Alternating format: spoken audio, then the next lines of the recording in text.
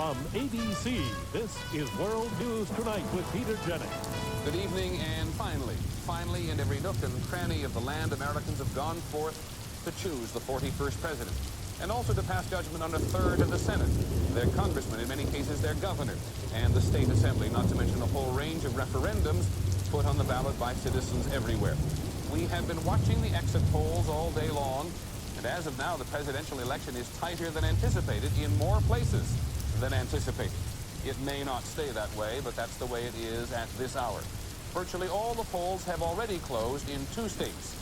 And ABC News, therefore, now projects that in the state of Indiana, George Bush has won the presidential contest there with its 12 electoral votes, and he has also won in the state of Kentucky with the 9 electoral votes that he adds to his column there. Well, throughout our election night coverage, ABC's Lynn Scherr will be watching the results from our exit polls. Thus, she is the one who will tell us from time to time what the raw numbers actually mean. So let's go to her for a start. Lynn, for a start, who is voting and for whom and on what basis so far? Well, Peter, as you know, we're going to be reporting the results of our polling of about 50,000 people nationwide. But in those 2 states you just called, we can tell you that the results show that George Bush is winning on his background and on leadership. In the state of Kentucky, more voters said that experience was the most important factor in choosing a candidate. Let's take a look at the numbers. Of those people who said experience was the most important factor, 93% voted for Bush, only 7% for Dukakis. The second most important personality characteristic for Bush was strong leadership. Of those who said that was an important factor, 56% voted for Bush, 44% for Dukakis. But it has not been all smooth sailing for all Republicans tonight, and we will be looking at ticket splitting around the country. Right now, let's take a look at Indiana. As Peter pointed out, that is that's a state that we have called for George Bush. But of those Bush voters, 28% deserted the Republican and voted for the Democrat, Evan Bayh, for governor.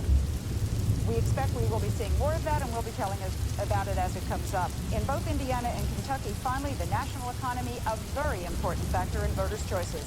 And that's an early look, Peter. Much, much more to come. Okay, Lynn, thanks very much. Lynn has an enormous number of numbers to balance throughout the evening. Vice President Bush has spent a relatively quiet day in Houston after having gone to the polls with Mrs. Bush early this morning. And that's where our ABC's Britt Hume is tonight. Britt?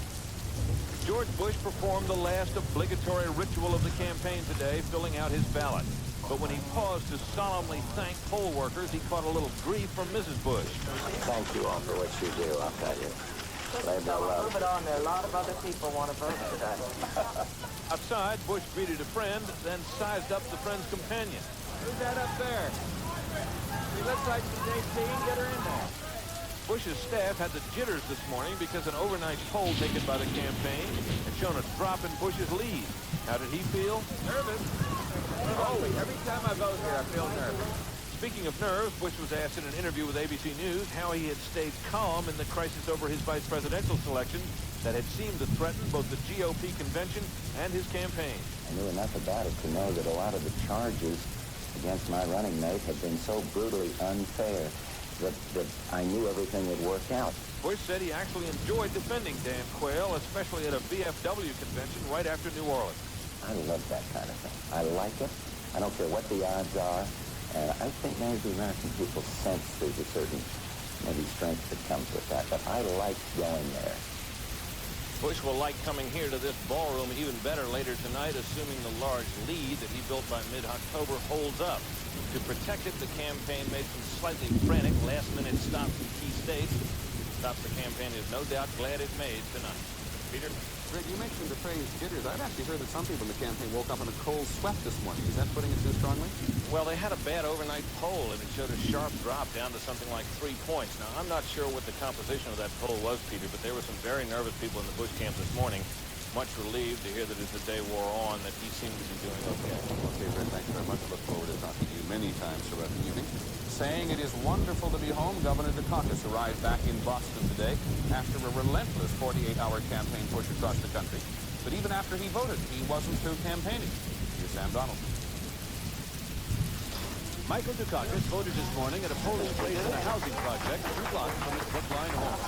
I voted for Mike Dukakis and Lloyd Bentsen, proudly. That's right, and we're very proud of you. No surprise there.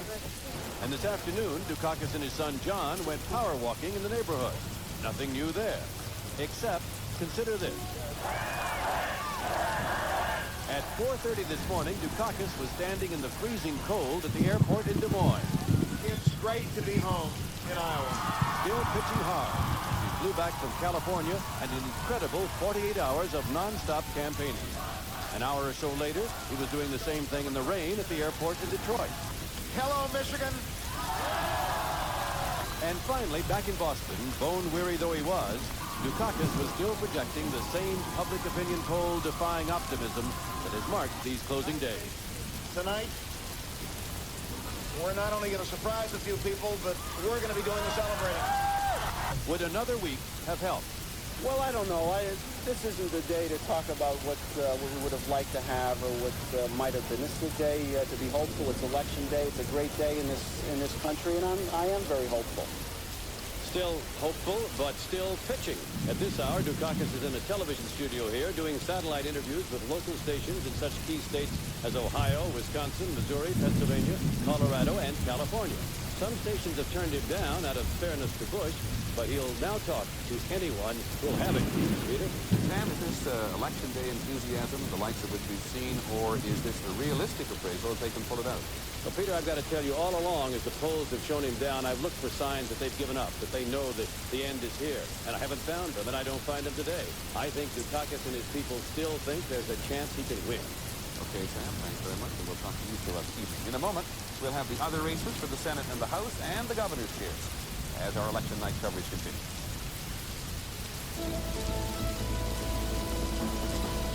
This is World. Well, as we said, the polls have now closed in Indiana, and we have a projection now in the race for the Senate in Indiana. ABC News is projecting that the Republican incumbent, Richard Lugar, is the winner there, defeating the Democratic challenger, John F. Wicks. That is no surprise at all. Richard Lugar returned to Washington. Nationwide, 1/3 of the Senate, 33, are up for grabs.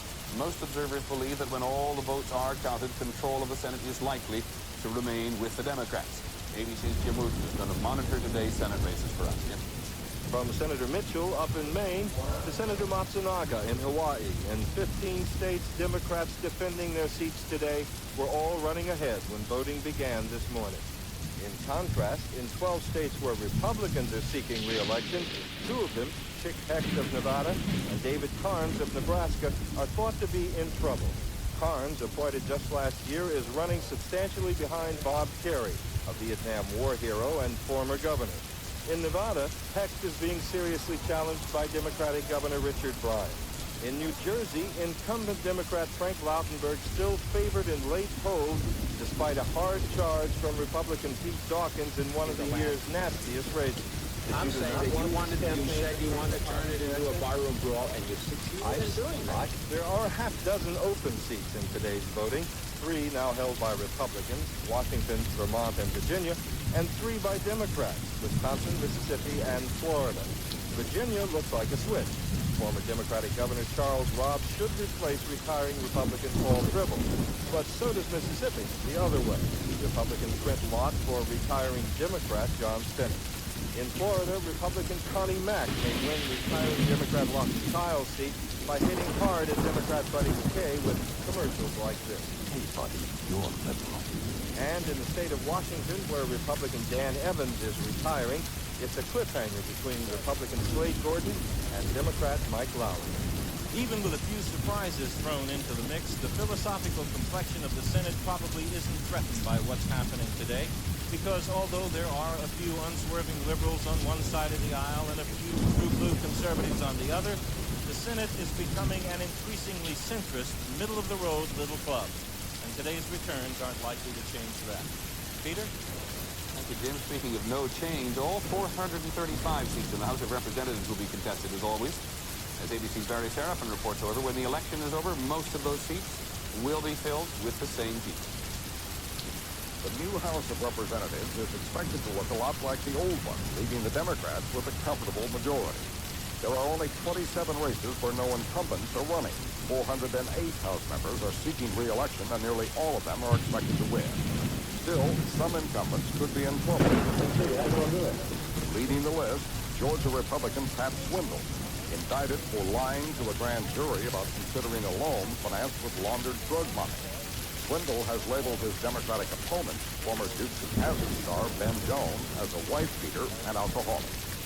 In Rhode Island, Democratic incumbent Fernand St. Germain, chairman of the House Banking Committee, is shadowed by ethics questions regarding meals and entertainment provided by lobbyists for the savings and loan industry. There are some notable retirees. Jack Kemp, who gave up his seat to run for president. Peter Rodino, who chaired the Judiciary Committee and voted to impeach Richard Nixon.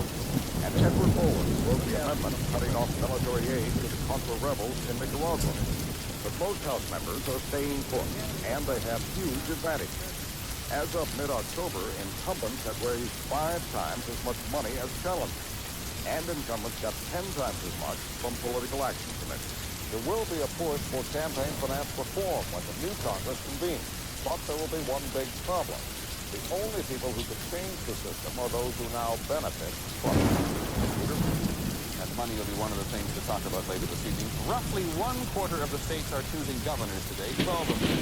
And in Indiana, now projects that the Democratic candidate Evan Bayh, son of the former Senator Birch Bayh, will defeat the Republican candidate John Mutz.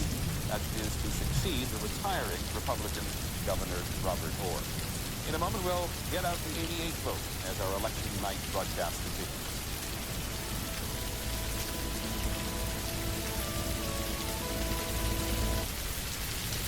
And just before our major election broadcast begins this evening, a few words on polls and how we intend to use them this evening.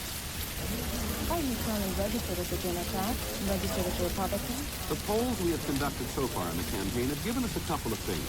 A statistical photograph of how the electorate felt at the time, and a base of information which helps us know what to expect today, barring a major surprise. Today, as people have been leaving those places where they've cast their vote, many have been telling our exit pollsters much more about themselves, why they voted in a particular way, and what issues motivated them. As we build a model from those exit polls, which we've been doing all day, the shape of victory or defeat may become clear. It may not be enough, however. In order to project a winner in a state when the race is very close, we need more information, and so we go to another level. We look at the political history of the state. That tells us how people have voted in the past. We tabulate the actual vote today from key precincts, those precincts which reflect the voting history and the demographic makeup of a neighborhood or a district. Here's an example. At the beginning of the broadcast, we projected that Bush and Quayle would win the state of Indiana. In the first place, we know that Indiana has voted Republican in every presidential election except one since 1936. Throughout the day, the exit poll showed a consistent 10 to 15-point margin for Bush. Incidentally, had the margin been closer, we would have then had to see if the key precincts were decisive. And if they were not, we would have had to wait until most of today's actual ballots were counted. If a national election is particularly one-sided, that will become evident fairly quickly.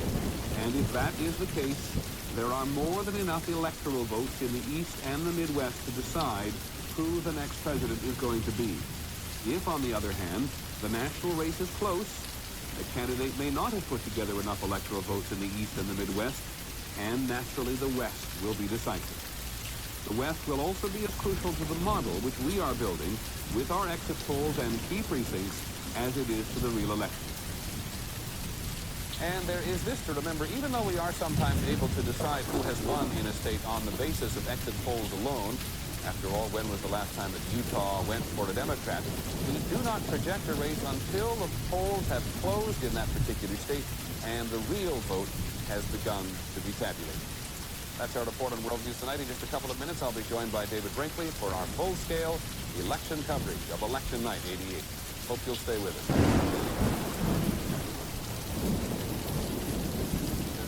From the ABC News Election Night announcement, this is the 88th vote. Good evening, I'm Peter Jennings, along with my colleague David Brinkley. It is now 7:30 Eastern Standard Time, and the majority of polls have now closed in 3 more states. ABC News is now in a position to make 3 more projections. Here is a big one. In the state of Ohio, project that George Bush has won the 23 electoral votes there. This is a key Midwestern state for any Republican presidential candidate. It has gone with the winner in 21 of the last 23 elections. We also projected in North Carolina, George Bush is the winner with the 13 electoral votes there, very much helped by an improving economy. In North Carolina, it's only gone to the Democrats once in the last 5 elections.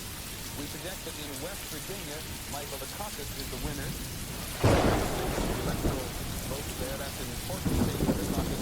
Had he lost there, the early signs are the rest of the nation would have been in some difficulty. Here's what the electoral vote overall looks like at this point in time. 270 needed to win. Bush has 123, and Michael Dukakis has, as of now, 6. The polls have also closed in Vermont, as we pointed out not too long ago, but that race in Vermont is still too close to call. And some people did call to tell us that the polls were still open in Indiana. We project when the majority of polling places in the state have closed, and of course the majority of polling places in Indiana have been closed for about 45 minutes. 88%. Oh, that was good. Thank you. Now, I have some projections for the candidates for the United States Senate, beginning in West Virginia, where Robert Byrd, Democrat, who has been the Senate Majority Leader, this will be his 6th term. He is retiring as Majority Leader because I think he wants more time for his country fiddle playing. He's said to be very good at it. He's supposed to play a great version of Red River Valley. Now in Ohio, for the Senate, Howard Metzenbaum, who's a Democrat already in the Senate, has been reelected. He defeated George Voinovich, who's the mayor of Cleveland. It was a bitter, expensive fight. Metzenbaum won it. In North Carolina, Governor James reelected. This is the 2nd Republican governor since the Civil War and the first one ever to win a 2nd term. Again in West Virginia, in the race for governor, the winner is Gaston Pinkerton, the Democrat. He defeated Arch Moore, a Republican who has been governor 3 times. That's the Senate governors up to this moment.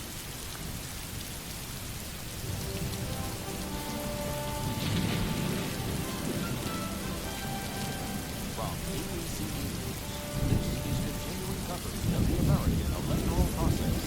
This is the 88 vote. Now reporting from the ABC News Election Night Command Center in New York, Peter Jennings and David Brinkley. David, I would argue that a couple of those Senate races that we're talking about now, particularly in Ohio, where George Voinovich, who was the mayor of Cleveland, very popular mayor of Cleveland, helped that city come back from default, decided early on for reasons clear only to himself he was going to run a very mean and nasty campaign against Democrats. When John Bland finally opened up with testimony about all of it, but I wonder if that tells us anything this early in the evening about the quality of negative campaigning. Well, if George Bush wins, and we don't know yet, it will tell something about negative campaigning because his certainly worked. What he says in response to that is that the Democrats started it at their convention in Atlanta by kicking him around, talking about his silver foot in his mouth and so on and so on. I don't know. If it turns out that all of the negative campaigners win, who knows what will happen next time. The other thing I think we're commenting on is West Virginia that Byrd is going to step down as the Senate majority this year if the Democrats retain control of the Senate, as most people reckon. He hasn't, I gather, been very popular in his job. He's done a little appropriation. Well, he's worked very hard. He's done favors. That's how you get to be majority leader, and how you keep the job once you get it. Doing favors. And he's done that. A good parking space in the Senate garage is worth almost anything in Washington. You can have your way if you control the parking. He's going to the Appropriations Committee where he can do a good deal for West Virginia because they pass out the money. Okay, let's pass on. All right.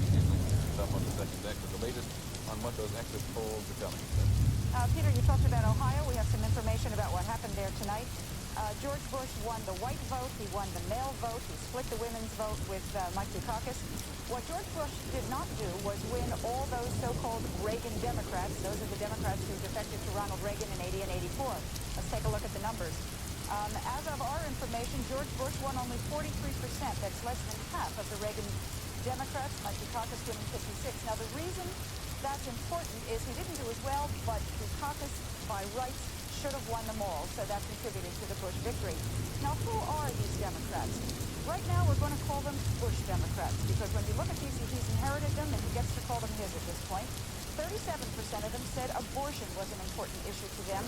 29% said the death penalty. 21% said the Pledge of Allegiance. And the Bush Democrats care more strongly about these issues than do all other Democrats in Ohio. One other point we have picked up, we talked about ticket splitting. 1/4 of George Bush's voters voted for the Democrat Metzenbaum for the Senate.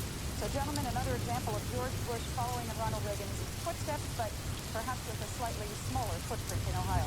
Gentlemen? Okay, Lynn, thanks. I was up in Ohio the other day on a sort of race we did around the country. And Ohioans take great pride in being... You were running for office. I was certainly running for a while. It is one of those linchpins there in the Midwest. Ohio, Michigan, and Illinois, which either candidate has got to put together in terms of getting a Midwest strategy, which really gives them that elasticity that's going on. Talking about campaigns, let's go to Boston. Sam Donald's going to be standing by with Paul Broadus, the man who ran much of the Dukakis campaign. Peter, Paul Broadus is the general chairman and good friend of Michael Dukakis. He must be exhausted after this last 48 hours of no sleep. Well, I think it's very exhilarating right now. It's exciting. This is what we've been working for the last 20 months. Well, I want to throw a wet blanket on it, but we have just declared that George Bush is likely to win Ohio. Can you put together enough electoral votes without that mistake? Yes, we can. We've looked at our numbers. We're looking at the reports as they come in across the country. And there are a number of states where we are very, very competitive. We believe we can win. If we win them, we're going to have 270 electoral votes. Well, just a few minutes ago, the governor was in a studio, I understand, here doing satellite interviews with local anchor people. Why did you decide to do that? Well, I think, look, people are still voting in the Midwest and in the West. The message can still be delivered right up to the closing time. We found that our trip across country the other night to Cleveland and to St. Louis and then into Detroit this morning was very helpful, energizing the voters and getting the voters out. What's happening, Sam, is that the people are going into the voting booth today and are asking themselves a question, particularly those who haven't made up their mind, and they're saying, who's on my side? Who's going to best represent me for the next 4 years? Now, that's your theme. That's the theme the governor finally settled on for the last 3 weeks or so, and it's apparently been effective. Why didn't you develop a theme like that in late August, in early September, when it might have really been something that did you some good? Well, I think you got to have more than a theme. You have to establish the base. You have to create the building blocks, and those are the issues. Health insurance for 37 million Americans who don't have health insurance. College educational opportunity for high school students who can't go to college because they don't have the money. That's what we talked about in September. And now the theme is being tied into those building blocks, the substantive issues. And I think that's what makes the undecided voters, the late deciders, move to the caucus convention tonight. Mr. Brothers, it's Peter Jennings in New York. We were talking about Ohio a moment ago. In Cleveland the other day, your local Democratic people told me that you ignored them in Cleveland. Jesse Jackson said today that you tried to land without a crash landing in the last couple of days, but had ignored your base in the country. You must have some sense of that from all your workers around the country. Well, I don't think so. I mean, there's only so much you can do, but we work hard in Ohio. We have a very good organization in Ohio. They've been working very hard today to get out the vote, and I don't agree with that. On the other hand, you have to go with some of your strengths, and we've been concentrating on those states where we are very, very competitive, where we can win them, and I think that you're going to see some very interesting results tonight. Mr. Brothers, in the last 2 or 3 days, your campaign, the governor's campaign, has been impressive, I would say almost superhuman, going all day and half the night, or all the night. If he had started his campaign energetically earlier, do you think this might not have been necessary? Well, I think what happens, at least my experience, is that the voters begin to make up their mind after Labor Day, and in fact start to focus very seriously in the last 3 weeks. That's when we picked up the energy in this campaign. That's when Michael Dukakis came fighting back, and I think the timing has been very good. Thank you very much for joining us. Early in the evening, we'll remind you just a few minutes ago we called West Virginia for Governor Dukakis, but we called Ohio. Governor Dukakis, like George Bush, went to Ohio 9 times in the course of this campaign. Mr. Brothers said what a key it was to the trajectory that Ohio, with its 23 electoral votes, is going to go for George Bush, and no matter how you cut it, that hurts. We'll be back right after this.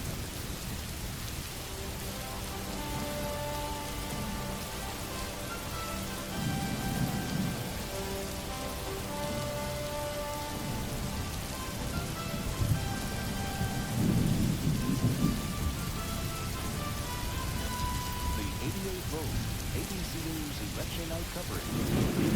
In a moment.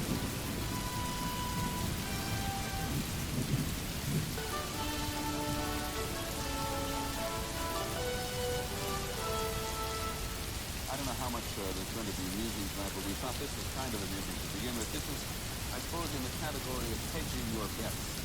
If someone can get a good early look at that. That is the latest book on George Bush, the next president of the United States. And here is, oh no, don't go away, folks. Here is exactly the same book on Michael Dukakis, the next president of the United States. Publisher, I've forgotten who it is, but was absolutely determined. Tomorrow morning, we would all wake up and have the benefits of one or the other. Somewhere in a warehouse in New York, a lot of books ready to go on sale and a lot of books ready to be trashed. This is $12.95. I have never known political propaganda to come at any price. Duty is free. I give you 2 decades. I'm already flooded with it. Thank you. You're welcome. There are, of course, 33 Senate races tonight. A third of the Senate is up, and ABC's Jim Wooten is the man who's going to watch the Senate races for us this evening, and he is in the magnificent Russell Rotunda. Am I right, Jim? You're right there, Peter. What I'm doing is standing about 60 feet across this rotunda from the great Senate caucus room, which, among other things, was the scene of the investigation into the sinking of the Titanic. I don't think we're looking at anything quite that so dramatic in the Senate tonight, because of those 33 seats that are up for grabs, 18 of them belong to Democrats now, 15 belong to Republicans. 6 of them, however, are open. What we're looking at really so far tonight, we've called 5 races, 2 for Republican incumbents and 2 for Democratic incumbents. And we've seen only one change in the open seat. That's with Chuck Robb in Virginia. The power of the incumbency, as Barry noted, for congressmen in the House is very, very potent. It's very, very difficult to get a guy out once he's in here. And I expect there won't be a great many pieces of drama and upset tonight. This will look, however, for one change, that would be in Nebraska, where Bob Kerry may beat Senator David Karnes. Chet Peck, the senator in Nevada, is in a bit of trouble. And let's keep an eye on Montana. All right, why do we want to keep an eye on Montana? Oh, well, John Melcher there, who is the Democrat, is expected to win very big. That may not be the case. There are some signs out there that a fellow named Conrad Burns, who's a Republican, who was miserably underfunded, he's a very popular farm broadcaster out there, is doing a great deal better than anybody expected. That was, yes. How did anyone think Dr. Melcher he is a commercial which involves 2 cows talking to each other. He is a, what do you call an animal doctor? Veterinarian. And nobody else could have made a commercial like that. Well, at least that's not negative advertising. I wonder if anybody's seen it. The Republicans haven't elected a senator in Montana since 1946, I think. Jim, tell us a little bit more about what are the other races in California. I know it's early out there, but it's very interesting in California. For example, there's another one in Florida. It is the most expensive race in the country, Peter. $24 million spent between Senator Pete Wilson and the Lieutenant Governor of California, Leo McCarthy. One thing that's very interesting about that race is that the seat that Senator Wilson now holds has never been given to an incumbent since 1952. I think it's 6 senators have held that seat in the last 29 years. That doesn't bode well for Senator Wilson. It's much too early to look at the returns out there, although the early returns were showing Lieutenant Governor McCarthy doing a lot better than people expected. In Florida, you've got another very, very close race between Congressman Connie Mack, who's a conservative Republican, and between Buddy McKay, who's the Democrat who says that Congressman Mack is in the next Congressman Mack, as you know, is the grandson of the baseball immortal Connie Mack or Glenn Williams McGillicuddy.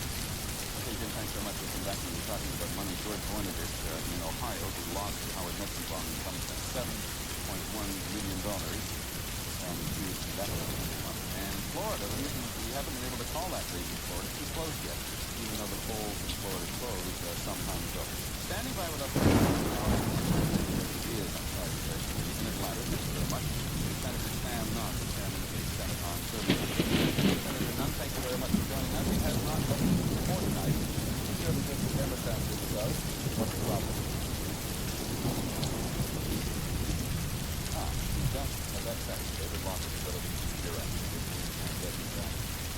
from that. Sorry, but it's worth the trouble. Very prominent member of the Senate, much admired chairman of the Senate Armed Services Committee, was talked about as a possible candidate for president. He refused to run. And certainly talked about very much as vice presidential candidate. Exactly. Governors are talking about it. You ever talked about why he refused to run? Well, you know, this is only my own view, not his, and I wouldn't attribute it to anybody. I think a number of Democrats who might have run effective races didn't want to be in the White House in the next 4 years because it was not going to be a happy time. Somebody has to do something about the deficit. To do anything, it's going to have to raise taxes or cut some programs which will irritate people. I think they have to do one Mario Cuomo of New York, who has walked away from this race as well. Many of them, as you said, for the same reason.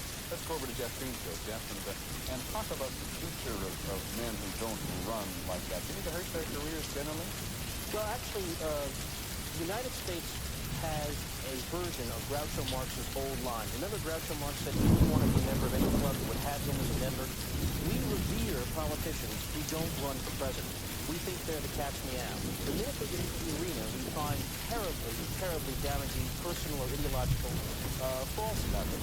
And so actually, if a candidate for high national office wanted to care more about prestige than being president, all you do is constantly refuse to run, and the whole country is beckoning him into the arena.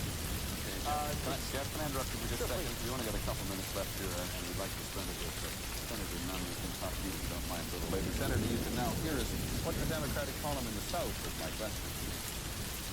Well, I think the problem here was, and I haven't gotten the results yet, but it was that George Bush was able to define Mike Dukakis as a liberal, first of all, and second, he was able to define what a liberal was until the last couple of weeks when Dukakis really started defining his own philosophy and defining what a classic liberal was as opposed to the image that George Bush was giving him. So from your point of view, what were the top issues down there on which people voted?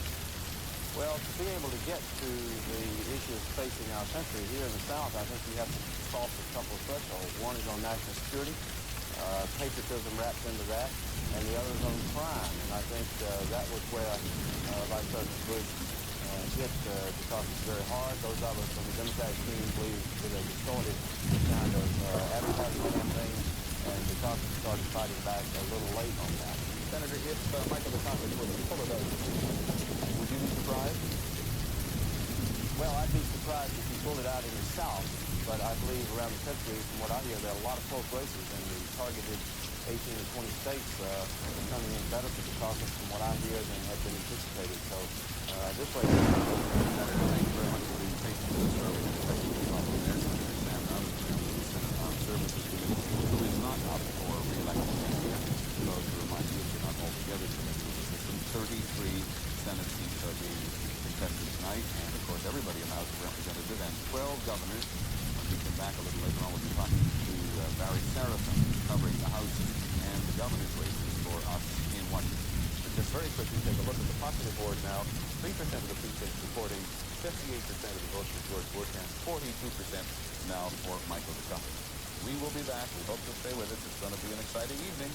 I'm Peter Jennings. You take a great day in New York.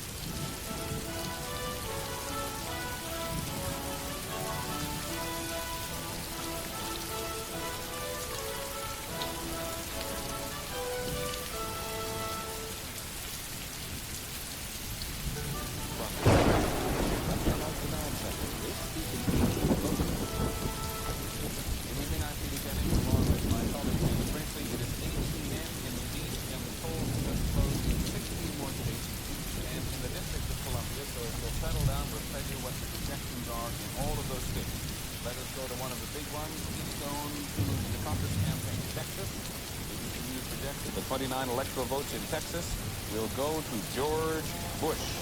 In New Jersey, ABC projects that George Bush is the winner there with 16 states, a lot of late campaigning in New Jersey. We also project Tennessee for George Bush with its 11 electoral votes. It voted Republican in 7 of the last 9 presidential elections. In Oklahoma, we project that George Bush is the winner. Republican votes in all but 1 in the last 9 presidential elections. In Kansas, we project the winner is George Bush, gone Republican all but once in the last 12 elections. And in Mississippi, we project that George Bush is the winner. Mississippi is his strongest state, and there somebody has also added Kansas for me as a projection for George Bush as well. Now let's move on to the state of Mississippi and Missouri.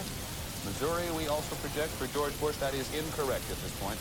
We do not project the state of Missouri for George Bush. We do project Mississippi.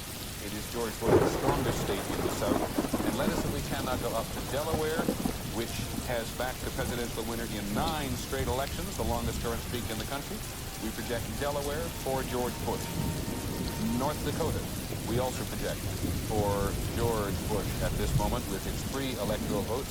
And in Massachusetts, Governor Dukakis' home state, where he spent an enormous amount of money in the last few days on Massachusetts radio to make sure that he was not embarrassed in his home state, we project that it has gone for Governor Dukakis. We also project that Maryland is going to go for Michael Dukakis before the end of the evening. That's an interesting state for many reasons, as we will discover as the evening goes on. But like West Virginia, which we projected earlier, it should go indeed to the Democrats. The District of Columbia has never gone for anything else but a Democrat since it began voting for the president, and we project that it goes for Michael Dukakis as well. Let us look at the electoral vote. As of now, George Bush has 207 by our projection, 270 needed to win, and Michael Dukakis has 32. That does not mean it is all over by any means at this particular point in the evening. David Brinkley. He needs 63 more. Now, I have some projections for the United States Senate, beginning with one which will cause nobody to faint from surprise. It's Lloyd Bentsen in Texas, re-elected. And whether or not he wins the race for vice president, he will hold on to his seat in the Senate. Texas voted him in again. In Michigan, Donald Regal, the Democrat, defeated James Dunn, the Republican. In Pennsylvania, John Hines of the Hines pickle and ketchup family, very wealthy, expected to win a 3rd term easily, and did. In Tennessee, James Sasser, Democrat, the incumbent, holds on to the seat. In Massachusetts, this is another one that will surprise absolutely nobody. Edward Kennedy, defeated Joseph Malone, elected for a 5th term, I think it is. In Maryland, Paul Sarbanes, the incumbent Democratic senator, elected to a 3rd term easily against one of the 2 black candidates for the Senate this year. In Missouri, John Danforth, he's a Republican. He was expected to win a 3rd term and did.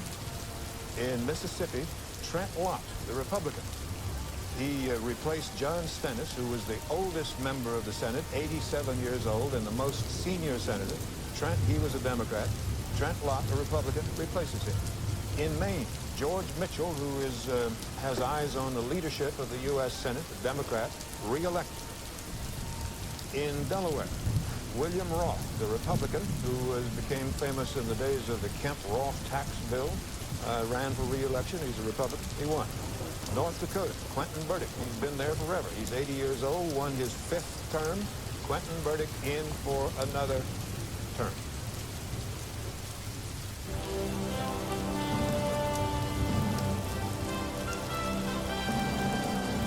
From ABC News, this is continuing coverage of the 88th vote.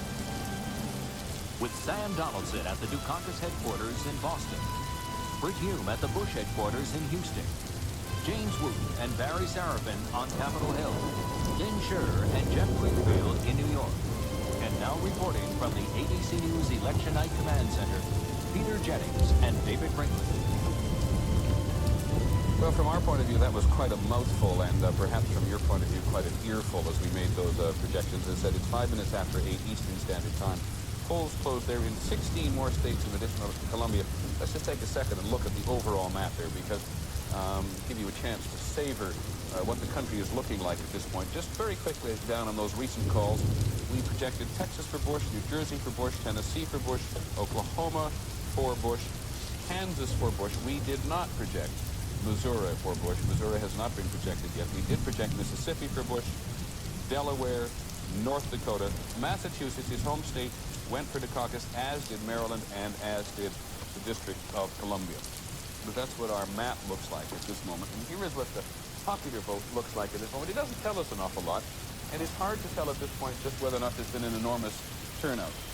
but with 4% of the precincts reporting in. This is the national popular vote, of course, not the one that counts, which gives us an idea of turnout and everything else before the end of the evening, with over 58% going for George Bush and 42% going for Michael Dukakis. And there are a number of states that are too close to call at this moment, including a couple that closed their polls very early, at least 7 o'clock Eastern Standard Time. Vermont. Missouri, as I just said, is too close to call. Connecticut is too close to call. Illinois is too close to call. Key in the Midwest there.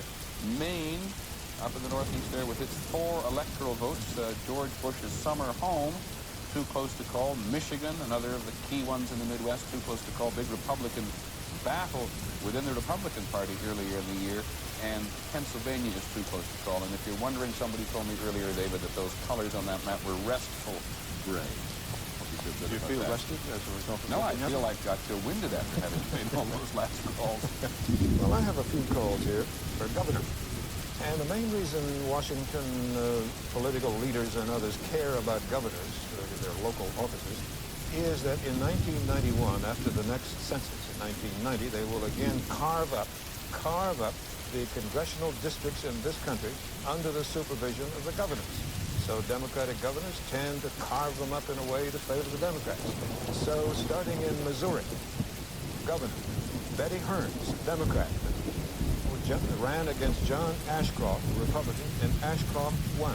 Governor of Missouri, John Ashcroft. In Delaware, Michael Castle, Republican, re-elected.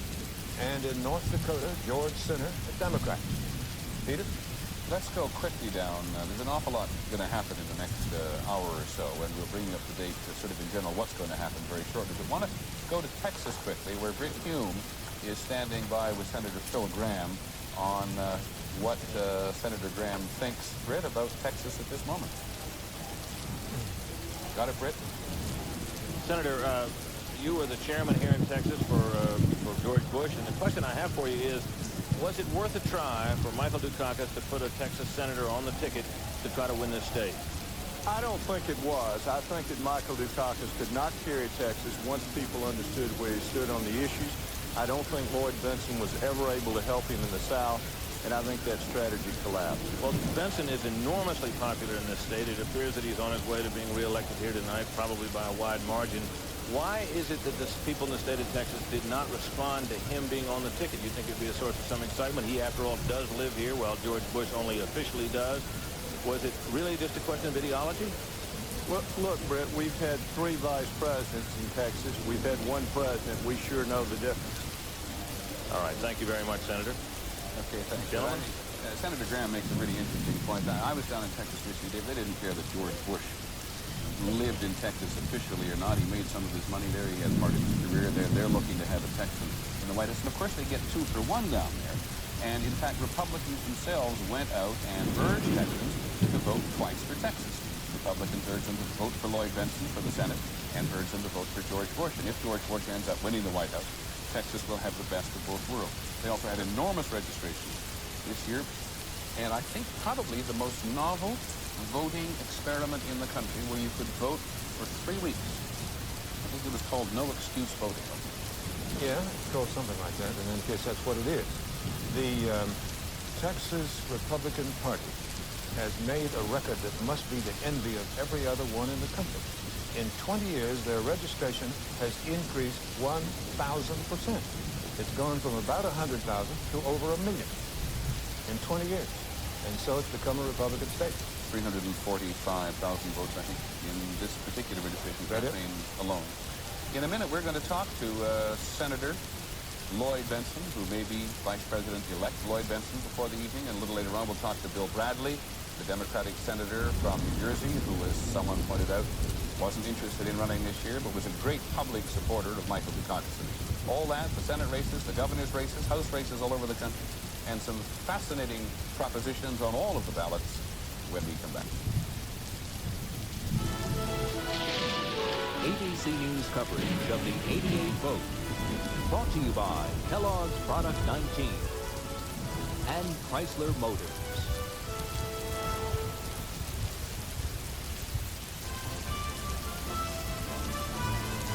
This is the 88th vote, and ABC News coverage continues. Once again, Peter Jennings and David Brinkley. In the great state of California, people voting. And we just had a call from the Secretary of State in California, the most legitimate call of the evening, saying people are still voting out there. There is still time to vote in California. And of course there is for the presidential race, for that important and expensive Senate race, for a whole host of propositions, as always, on the California ballots. So many propositions on the ballot that in one case they've got express lines and you can go through. You know what you're going to vote for, but it may take you 15 minutes if you want to vote on all of the propositions which are presented to you in California. It is also true, of course, Arizona and Colorado and Nevada, where we'll explain in just a few minutes what is still there you can vote for at this particular time, 8:15 Eastern Standard Time. Joining us at Eastern Standard Time is Senator Bill Bradley. Sorry, David has a prediction. Yeah, I do, and Bill Bradley would be interested in it because it's in New Jersey. We project the winner to be Frank Lautenberg, Democrat, who is the incumbent. He defeated Pete Dawkins, football star, Army officer, and so on. Frank Lautenberg, the projected winner of the Senate in New Jersey.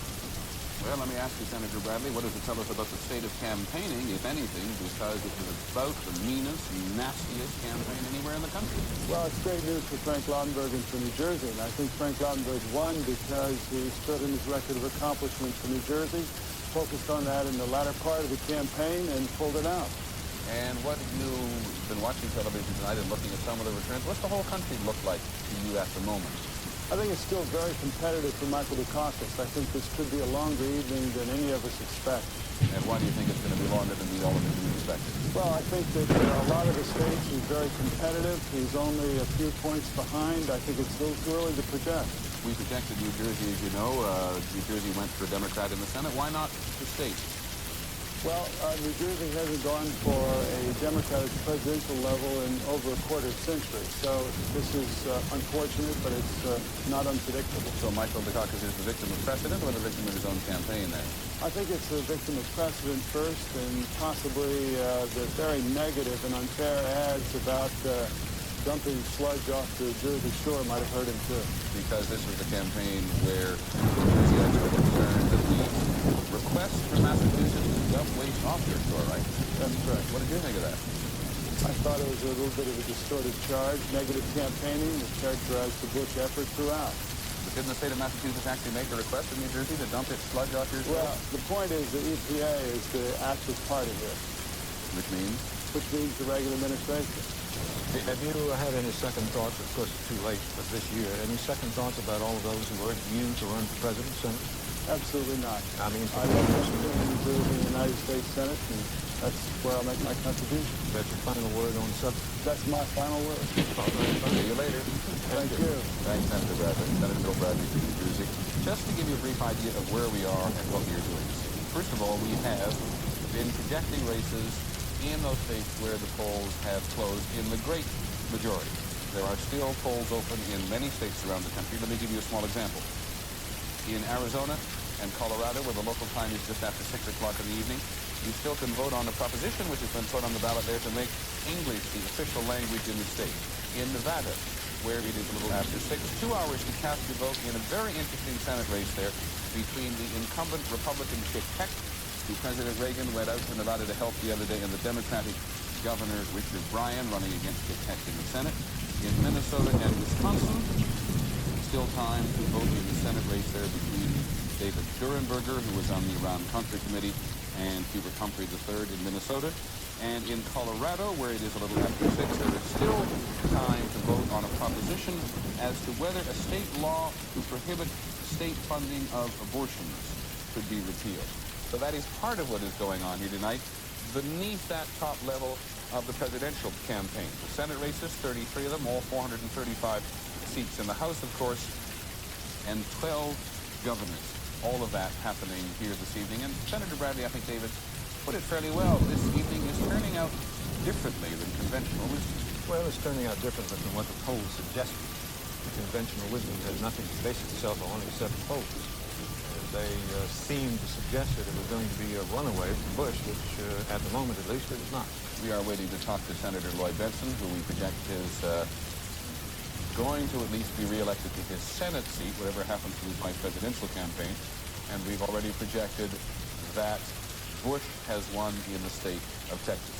And key to this evening is your LBJ story about Texas, which Well, I'm told you will tell me. It was the key some years ago. It's not the key now. LBJ was sitting in the White House drinking a beer and stacking stuff and telling us, some of us, about gathering names to be entered on the voting rolls, and they went to the cemetery to copy some off the tombstones. On one tombstone, it's been there a long time, the moss had grown over it, and it was hard to read print. And one of them said, well, let's skip this one because I can't read it.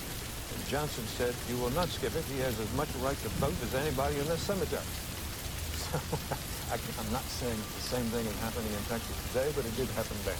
Can I just repeat what we said about Texas earlier, too, that it is very different today, isn't it? They have this no-fault voting. When Senator Benson apparently went to cast his vote, no excuse voting, he went to cast his vote and found that 120,000 people in his district had already cast their ballots over a 3-week period. I don't know that that happens anywhere else in the country. I don't know either, but what would a program like this do if we didn't have one night on which all the returns came? What would we do? Well, I hope people wouldn't feel as badly about this as they appear to have felt about the campaign as a whole. You know, one of the reasons people have been voting, of course, is for someone who's been to vote against the other person.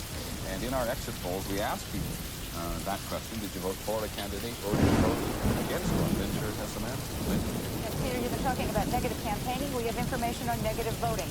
According to our poll, almost half the voters nationwide say they voted to stop another candidate. Let's look at the numbers. As for those people who say they voted to stop another candidate, 49% for Bush, 50% for Dukakis. That means they essentially split the negative vote. And gentlemen, that is not a particularly noble legacy for the next president.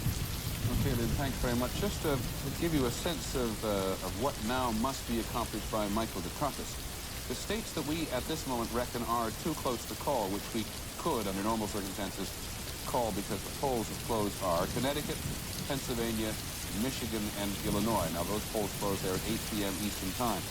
In those states, plus Missouri and Connecticut, we are really seeing the shape of the battle for this evening, the battleground states, if you will, in the city. For Michael Dukakis to be successful in this come-from-behind drive this evening, he's going to have to win in Pennsylvania, Michigan, Illinois, Missouri, and Connecticut, particularly as he's done so very badly in the South, which is no surprise to him or to the Bush campaign, and because we also project that he has lost in Ohio. We will be back with much more, including Senator Benson, after this word from your local station and local voters.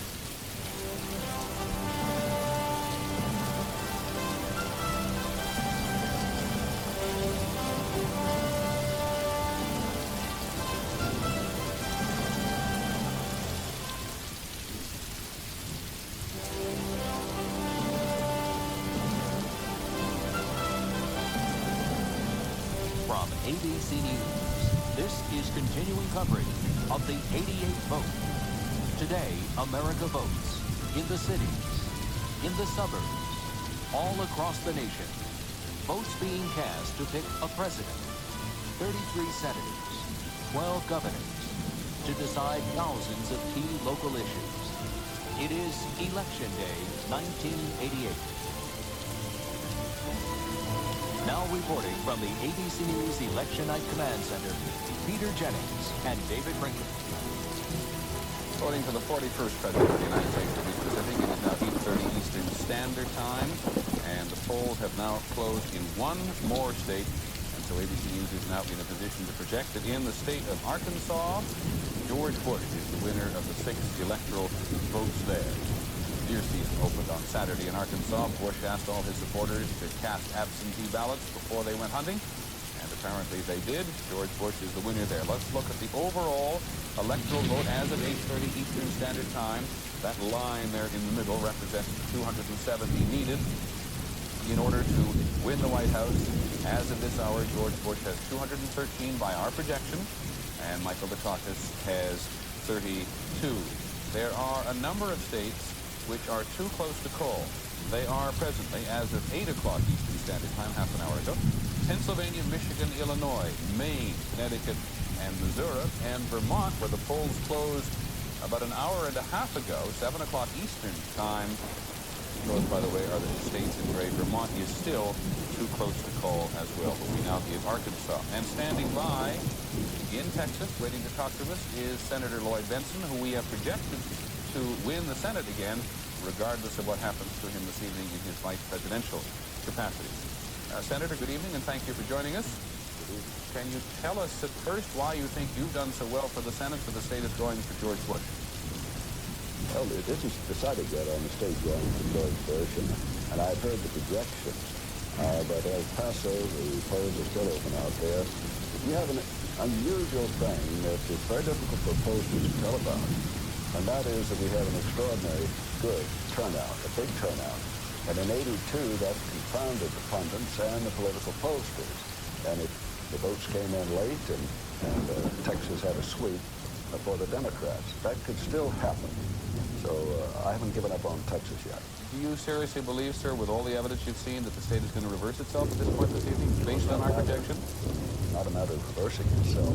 It's not over in Texas. You're making a projection. And what I'm saying is when you have an extraordinary turnout, I've found that the pollsters can't anticipate that and determine how they will go. And as a result of that, it's still possible that Texas could go Democratic. I saw that happen in '82. David. Senator, as one who's been listening to you for a long time, you sound as if you've been running a political campaign and worn up your vocal cords. Is that right? David, you're right on that. They're a little raspy now. Well, you'll recover, sir. Senator, can I ask you this? It does, the Republicans mounted this very effective, or seemingly effective campaign to get two for the price of one, so to speak, in Texas, you and George Bush. Do you think they've been effective to some degree? Well, I think it's been a pretty smart political move on their part, and I suppose they picked up a few. But overall, I doubt it's many. And I think in this situation, Mike Dukakis has been able to get his message across, particularly in the last 3 or 4 weeks, appealing to working men and women of American middle income. And there still can be where it pulls it off, and I'm looking at states, a number of big states, Pennsylvania, could go either way. We show that we've got about a 2-point lead. Illinois, we show a pretty good lead. New York, we feel is ours. Michigan is a toss-up, really. So I think it may be a long night yet. We look at the West Coast and states out there that we think are going to be ours, California, Oregon, Washington, and I think that we'll be around for a while tonight. Senator Benson, can I just ask you one last question? I don't by any means pretend to be an expert in your state, but down there about a week or so ago, I found a lot of people felt that Lloyd Benson had the right touch in Texas, but that Michael Dukakis did not. And as you answer this, I'd like to show you the popular vote again in your state. At least this is being tallied now. What do you think? Well, they did a job on Mike Dukakis with the negative ads, and they distorted his record. Did so to a remarkable degree. And that was difficult to overcome. I wasn't worked over like that. They didn't do that type of thing to me, character assassination. I had a man running against me, do have, for the Senate that tried to work me over. But overall, I've been pretty much unscathed. Well, Senator Benson, thank you very much indeed for joining us from Texas tonight. And as you say, it may well indeed be a longer evening than some people had anticipated. Well, they all hate Bush's commercials, don't they? Just hate them. One of the Dukakis people said of the convicts marching into prison and out again, he said it was unscrupulous, disgraceful, dishonest, destructive, and effective. Does that tell you something about the future of American politics? Well, I can tell you about Texas at the moment, David. All over Texas, there were these enormous billboards beside the highway saying Mike Dukakis is going to take your guns away. Now, Mike Dukakis had no intention of doing that, but it took him an inordinately long time in Texas to respond to that early campaign against him down there, and I think that Senator Benson has made it clear that they really did work him over down there. Well, they did. Joining us now on the other side of the table is ABC's George Will. We've been talking a little bit about the South off camera here with you. How does it look to you at the moment? Do you think Michael Dukakis can pull it off? It looks very familiar, Peter. I'm looking at our scoreboard up there, and every state of the old Confederacy has turned red for George Bush so far, except Louisiana, which we've not called yet. Peter, there are 11 states in the old Confederacy. They have between them today 138 electoral votes. That's more than half the total needed to win the White House. In 5 recent elections, that is beginning in 68, going up through 88, not counting 76 when Carter ran for the first time. In 5 recent elections, a total potential yield, 5 times 11, of 55 states. If Louisiana goes against Dukakis tonight, the Democratic record in these 5 elections will be 2 wins and 53 losses. Now, if you start the campaign that much in the hole, 138 electoral votes, you're like a baseball pitcher who says, I can win, but I have to throw every pitch within 2 inches of the outside corner. I can't make a single mistake. And no one can do that. Now, we just talked to Lloyd Bentsen, who is a marvelous candidate. Everyone agrees he gets very good reviews. But there are going to be people tonight who say, well, you were never going to carry Texas anyway. You can't win in the South. Should have gone to Ohio for John Glenn. George, before we continue talking about the South, let me say that we are now in a position to project the state of Connecticut, where George Bush went to school, among other things. We projected for George Bush. It was won by Ronald Reagan. It's an enormous majority in 1984, and it goes to George Bush this year. It's to say where he grew up and went to school. His father was the U.S. Senator in Connecticut. And 1968, George Will has been speaking about dates, was the last time a Democrat carried Connecticut, and that was Hubert Humphrey. You talked about Lloyd Bentsen and the South there. The Bush campaign said that Dukakis had made a fatal mistake by picking Dukakis to win Texas and the South. We have the wonderful benefit of hindsight on election night. What do you think? Well, that's right. I mean, you can sympathize with what Dukakis thought at the convention. I have to look bold. I can't be seen to be conceding the South. So he went with Bentsen. Still, people will say the minute they did that, the Republicans began to concentrate like fury on the state of Ohio. And as long as they could carry Ohio, again, that's just one of the things that Dukakis absolutely had to take. There were an enormous number of states giving up, as I say, to begin with, 138 electoral votes down south. Everything became necessary for Dukakis. Almost nothing was indispensable to George Bush. Great, George. Thanks very much. Look forward to talking to you later in the evening. David, thoughts? Not at the moment, though. Okay, then we'll go in. Come back in just a couple of minutes. Okay. I'm Peter Jennings, New York, with David Briggsby and the rest of our election staff. Hope you'll stay with us.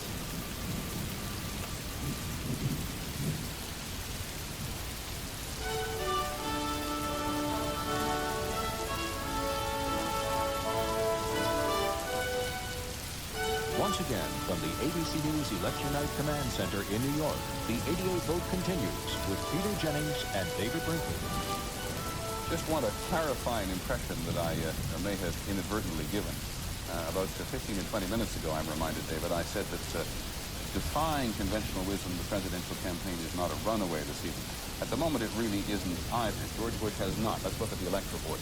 George Bush has not yet put together enough electoral votes to win the presidency, but as George Will has just pointed out, and is very obvious from that map, with the South going as it did, George Bush has 221 electoral votes at this moment, and Michael Dukakis has 32.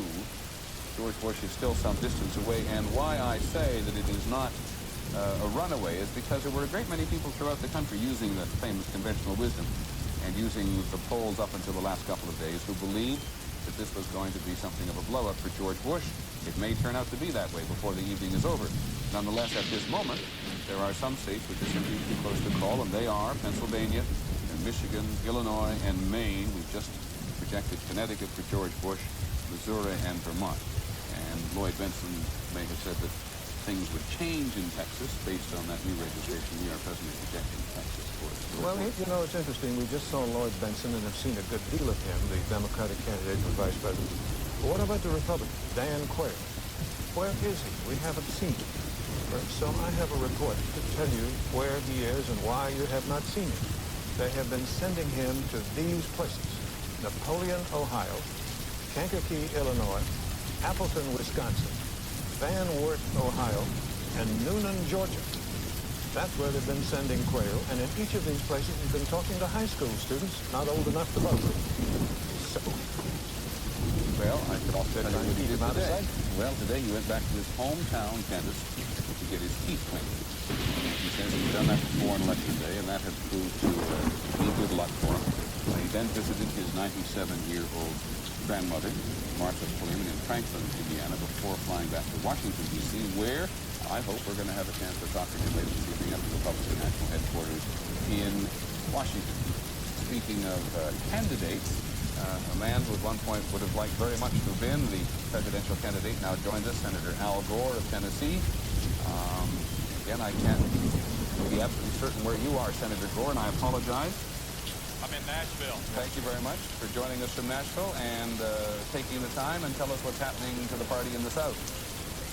Well, here in Nashville, we're about to celebrate a tremendous landslide victory for Jim Sasser, who's being reelected to the United States Senate. We're still waiting on the returns in the presidential race, and of course, the projections here in Tennessee are not that great from our standpoint, but the word has not come in officially, and we still have hope and we still have fight left in us, and that's true of Democrats and Dukakis and partisans all over the country. Senator, we have heard several Democrats say that Dukakis has had a problem with Bush defining him rather than he defining himself. Why was that allowed to happen? Do you have any idea? You wouldn't have done that, would you? Well, Mike Dukakis himself said that in retrospect he probably waited way too long after the convention to get out on the offensive and respond to some of the attacks that were forthcoming. And that's true not only because it was an effective negative attack, but also because of the factor you mentioned. He was defined by those negative attacks, and he himself has acknowledged that mistake. I think very impressively in the last few weeks of the campaign, you saw him, heard him find his voice and come on very strong, breathing fire into his campaign and close the gap tremendously. Did you find him defining himself to the satisfaction of those of you in the South, Senator? Well, I think what you saw with the naming of Lloyd Bentsen as his running mate, the naming of Sam Nunn as one of his co-chairs, a very strong and responsible platform adopted in Atlanta, a determined effort by Mike Dukakis to run in the centrist tradition of the Democratic Party. Now, that probably was a lot more apparent after the nomination was locked up in the late spring. But I think it brought a lot of people to his side. It was largely responsible for the unprecedented unity that we've seen in this race on the part of the Democratic officials all over the country. Okay, Senator, thank you very much for joining us. Appreciate you taking the time. Just remind people that we have already projected that Jim Sasser is going to be returned as a Democratic senator from the state of Tennessee, which of course is also Senator George. He's not up until 1990. It was a convenient time for him to run for president this year. Tennessee's produced some very interesting politicians. Yes. Senator Gore, Howard Baker, among others. President Polk, who else? Well, it produced a lot of Republicans during the Civil War. The east end of Tennessee was and still is Republican, and it sided with the North during the Civil War. So some remnants of that tradition still continues. Well, speaking of Republicans, let's go to Washington, where Carol Simpson is standing by at Republican National Headquarters there in what is advertised, Carol, as a good mood. Am I right? Peter, I can scarcely hear you with all of Lionel Hampton's music and very thousands of Republican Party faithful here. We are in the midst of a big GOP victory party. Everybody who is anybody and a Republican and still in Washington is here. There was talk that President Reagan might drop by, but we don't think he will now. Dan Quayle, the vice presidential hopeful, is upstairs in the 8th floor watching the returns with his family and close friends.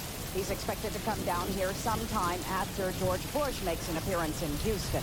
I must tell you that as festive as this crowd is, I have had sources tell me and confide to me that they are a little bit surprised that things were as tight as they have turned out to be. They're surprised at some of the big states that are still in contention. But they're still confident that this is going to be a Bush-Quayle victory party tonight. They just thought they'd be celebrating it a little sooner than they are now. Okay, Carol, thanks very much. We'll be coming back to you throughout the evening. The last time we went up to Boston, to the caucus headquarters, they were telling us up there that there was a way which they could put together a model tonight which would enable the caucus to approach the 270 electoral votes he needed. Let's go there now to Sam Donaldson. Sam, what do they think now? Well, Peter, they still have a scenario that concedes to George Bush all of those states on our map that are in red now, the Bush color, for the purpose of the scenario, which would still allow Dukakis to win. Let me tell you what it looks like. They say they're going to take Massachusetts, Rhode Island, the District of Columbia, Hawaii, Iowa, West Virginia, New York, Washington, and Minnesota. That's 94 electoral votes. Then they have 14 states that they consider toss-ups. They're the ones that you and David have been talking about. Michigan, Pennsylvania, Maryland, already now in the Dukakis camp. Illinois, Missouri, Wisconsin, Montana, Nevada, Colorado, California, and others. They must take all of those electoral votes, 181, except for 5. Now, you can give them one state there, one of the very small states, and they could still squeak over the top. But as you and George Will and others have pointed out, there is no margin for error here. So they could still do it, theoretically. But the very next one of those toss-up states that we project for Bush, if those projections hold up, will mean Dukakis is doomed. Sam, we're going to, well, don't go away for a second. We're going to put our map up now to reflect what it looks like at the moment. But as we look at it, talk again to us, if you will, about the mood of the Dukakis campaign. You've been with the campaign from the beginning.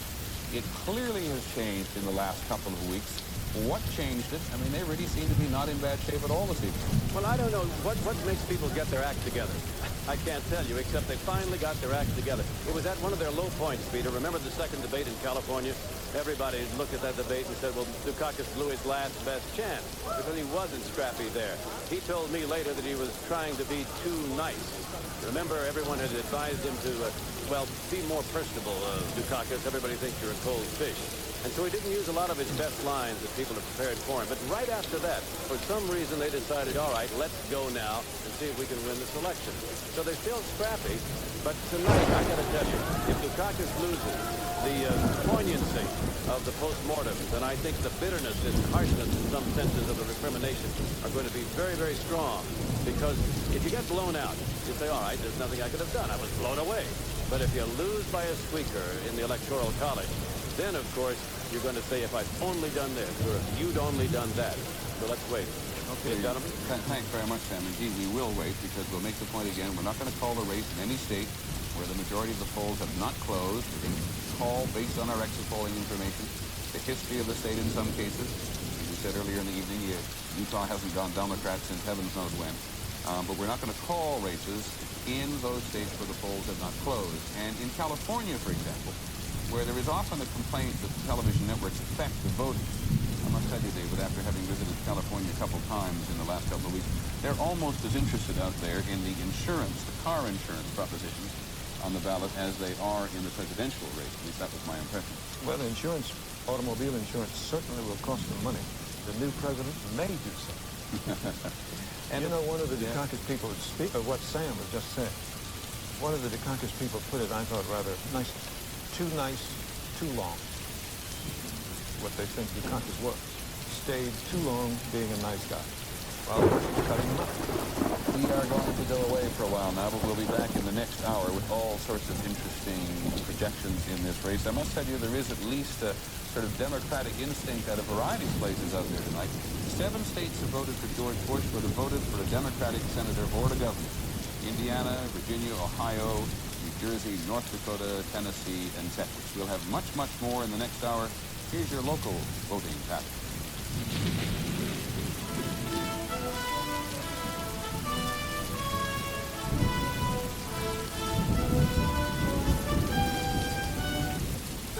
From the ABC News Election Night Command Center, this is the 88th vote. Hello again, I'm Peter Jennings along with David Brinkley. It is now 9 o'clock Eastern Standard Time, and the polls have just closed in 11 more states, and so ABC News is now in a position to make some more projections on the presidential race. In New York, ABC News projects that Michael Dukakis has won 36 electoral votes. There was some question not long ago in the campaign as to whether he would hold it, but he did, and those 36 electoral votes represent 13% of the total needed to win. We project that Dukakis wins in the state of Minnesota, the only state that Walter Mondale carried in 1984. Dukakis started strong there and stayed strong. In Rhode Island, normally a Democratic state, we project that Michael Dukakis gets the 4 electoral votes there. And now we go back down to the south, Louisiana, where George Bush was last a visitor during the Republican convention. He made a good impression, obviously. He gets the 10 electoral votes in Louisiana. In Arizona, as we begin to move west, George Bush, we project, is the winner in a state that hasn't voted for a Democrat since Harry Truman in 1948. In Nebraska, we project that George Bush is in the winner there. Dukakis got in trouble there when the governor, the former governor, was asked if he could recommend Dukakis as a fellow candidate, and he said basically no. In Wyoming, we project that George Bush is the winner, the home of Old Faithful, troubled summer. Usually an easy state for Republican candidates, and proves to be again this evening. Let us now take a look at the electoral vote as it now stands. George Bush is getting a good deal closer. 270 needed to win. We project that he has 246 based on what he has won so far. And Michael Dukakis has 82 by our projections. Just before we move on to some of the other races, the states which are presently, we reckon, too close to call are Wisconsin, Colorado, New Mexico, and South Dakota. That is, as of this hour, where the polls have just closed. The other states still too close to call are Pennsylvania, Michigan, Illinois, Maine, Missouri, and Vermont. And that's the too close to call board all across the country in those places where the polls have now closed. David. Peter, I have some projections for the United States Senate, beginning with one which is probably a great surprise to most people. It is that Lowell Weicker, the Republican senator from Connecticut, has been defeated by Joseph Lieberman, the Democrat. He, incidentally, was endorsed by another Connecticut resident named William Buckley. Joseph Lieberman, the winner in Connecticut. In New York, this is not much of a surprise, Daniel Patrick Moynihan, the Democratic senator, has been reelected to a third term, defeating Robert McMillan. They had trouble finding anyone to vote against him. In Wisconsin, Herbert Cole, the owner of a basketball team and quite wealthy, came in to replace the retiring William Proxmire, who spent about $100 on a campaign. He spent quite a lot trying to buy the election, they said, but whatever happened, he won. In Minnesota, David Durenberger, the Republican, defeated Hubert Humphrey III. Hubert Humphrey III said he knew he could not fill his father's shoes, but he certainly could fill David Durenberger's. But he failed to take the shoes. Durenberger won.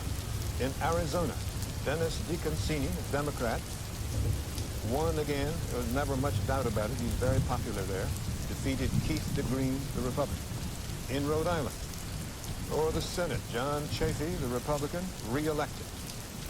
In Nebraska, Robert Kerry, the Democrat won, defeating David Carnes, the incumbent Republican.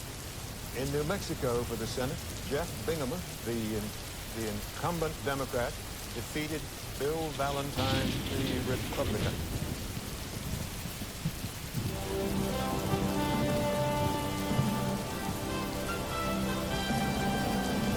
From ABC News, this is continuing coverage of the 88th vote.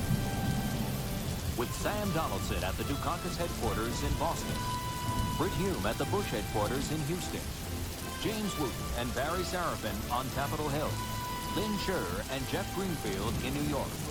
And now reporting from the ABC News Election Night Command Center, Peter Jennings and David Brinkman. I want to unfumble the story, David.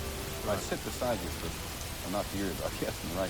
Robert Kerry in Nebraska, the former governor, decorated war hero from Vietnam, amputee, very popular in the state, is the one who was asked at a meeting of the Rotary in Omaha whether or not there was any other reason to vote for Michael Dukakis other than the fact that he was on the top of the ticket. And he said no in public, which did not help Governor Dukakis in the state of Nebraska. The Senate is beginning to take a reasonably anticipated shape, except for that loss of Lowell Weicker in Connecticut. The GOP has now gained in Mississippi with Trent Lott, former congressman. He's now going to go to the Senate for Mississippi. The Democrats have gained in Virginia, where Chuck Robb has taken the seat of Paul Tribble, who was a Republican who retired.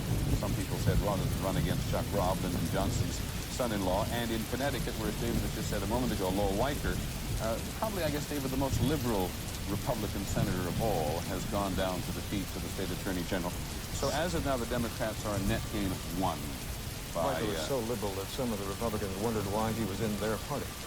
They didn't like him much. Well, he was the one who at the convention argued for the inclusion of platforms on AIDS, for example, which the Republican Party never did put in the platform, despite his best efforts. Paid for. Exactly, among other things. We are going to talk in just a moment to the Reverend Jesse Jackson. But before we do that, we want to look at the black vote as we know it so far across the country this evening.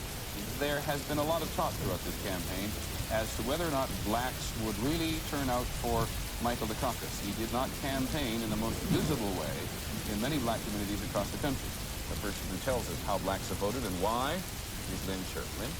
Peter, Mike Dukakis is doing extremely well among black voters, and you can see it particularly in the state of Illinois. When you take a look at the black vote in the state of Illinois, you see that Dukakis is getting 95% to Bush's 4%.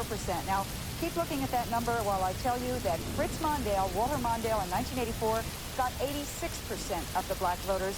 So that is a really big change for Mike Dukakis.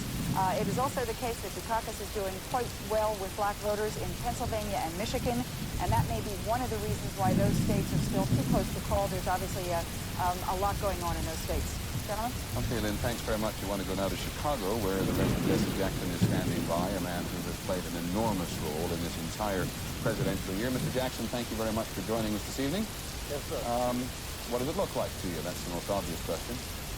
Well, certainly at this point, at the very top of the ticket, it is not looking good, but certainly Mike Dukakis has run a gallant race with integrity.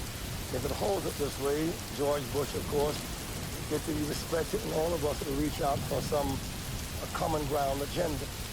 He did say in one dimension of his campaign of a kind of nation. I hope people will get campaign behind us and look at that kind of gentler agenda as it relates to health care and daycare and workers and family farmers. Mr. Jackson, in it's all a the years... campaign, but a good campaign. Sorry, I was just going to interrupt to say that in all the years I've listened to you, I've never heard you lose your voice to this extent. Is that the result of this last-minute flurry of campaigning? Well, not last minute. I've campaigned extensively and exhaustively because I believe that the Dukakis-Benson priorities was good for all Americans, as they have stood for economic rights for women and prenatal care for everybody.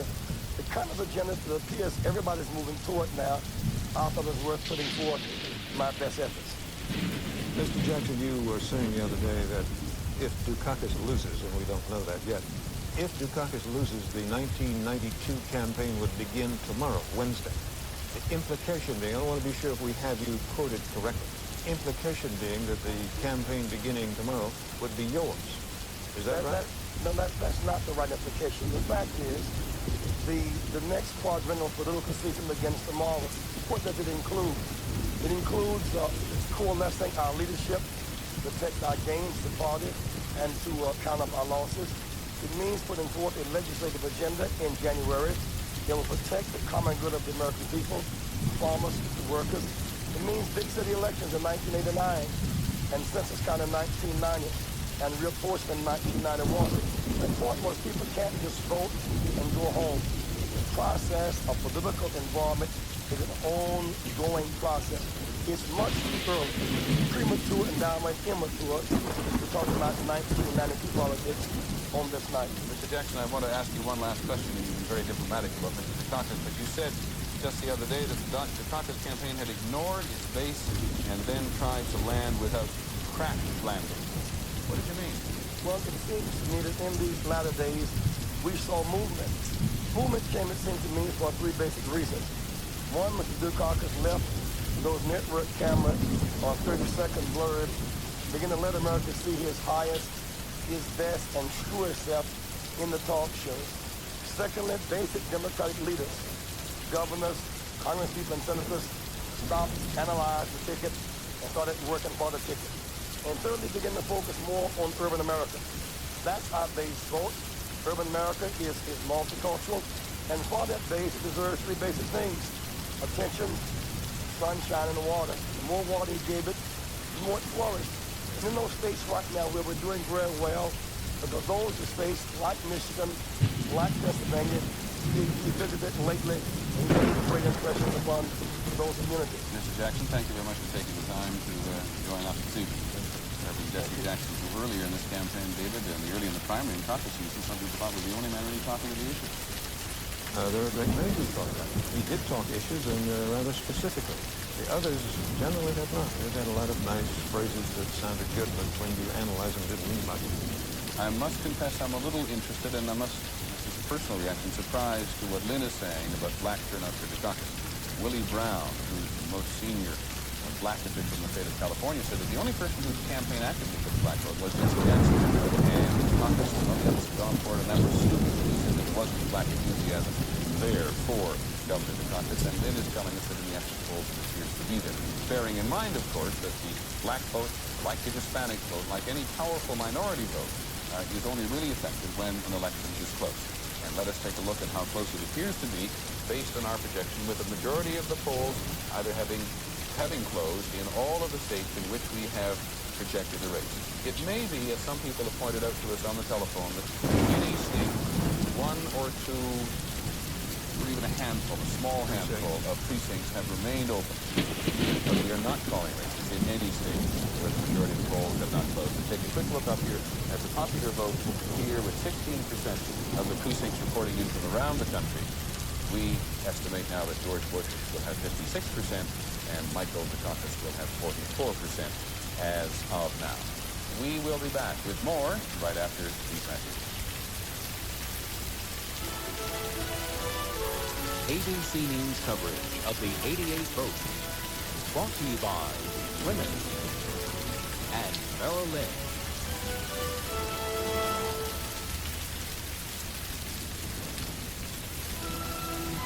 This is the 88th vote, and ABC News election night coverage continues.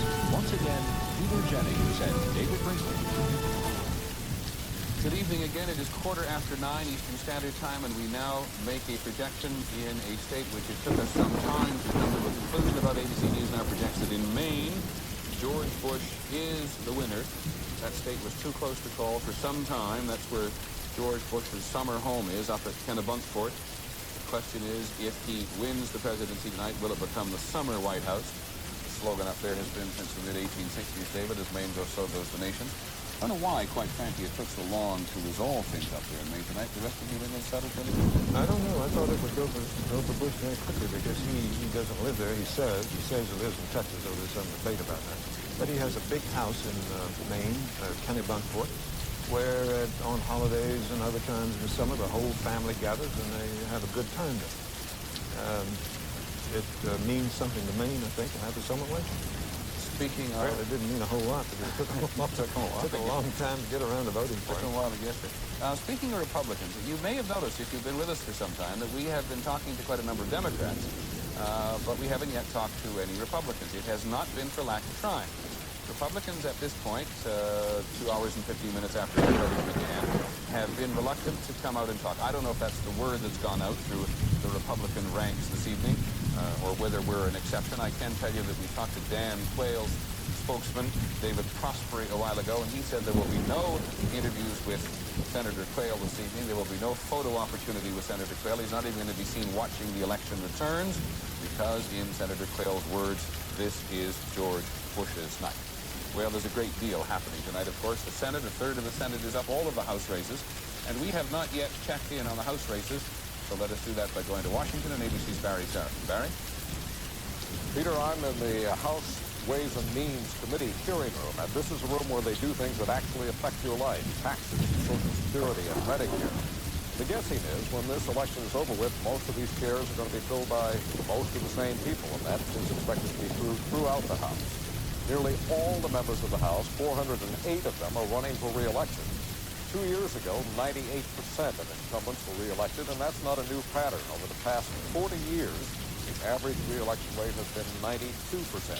Incumbents simply have too much of an advantage in name familiarity and staff and free mailing, and most of all in money.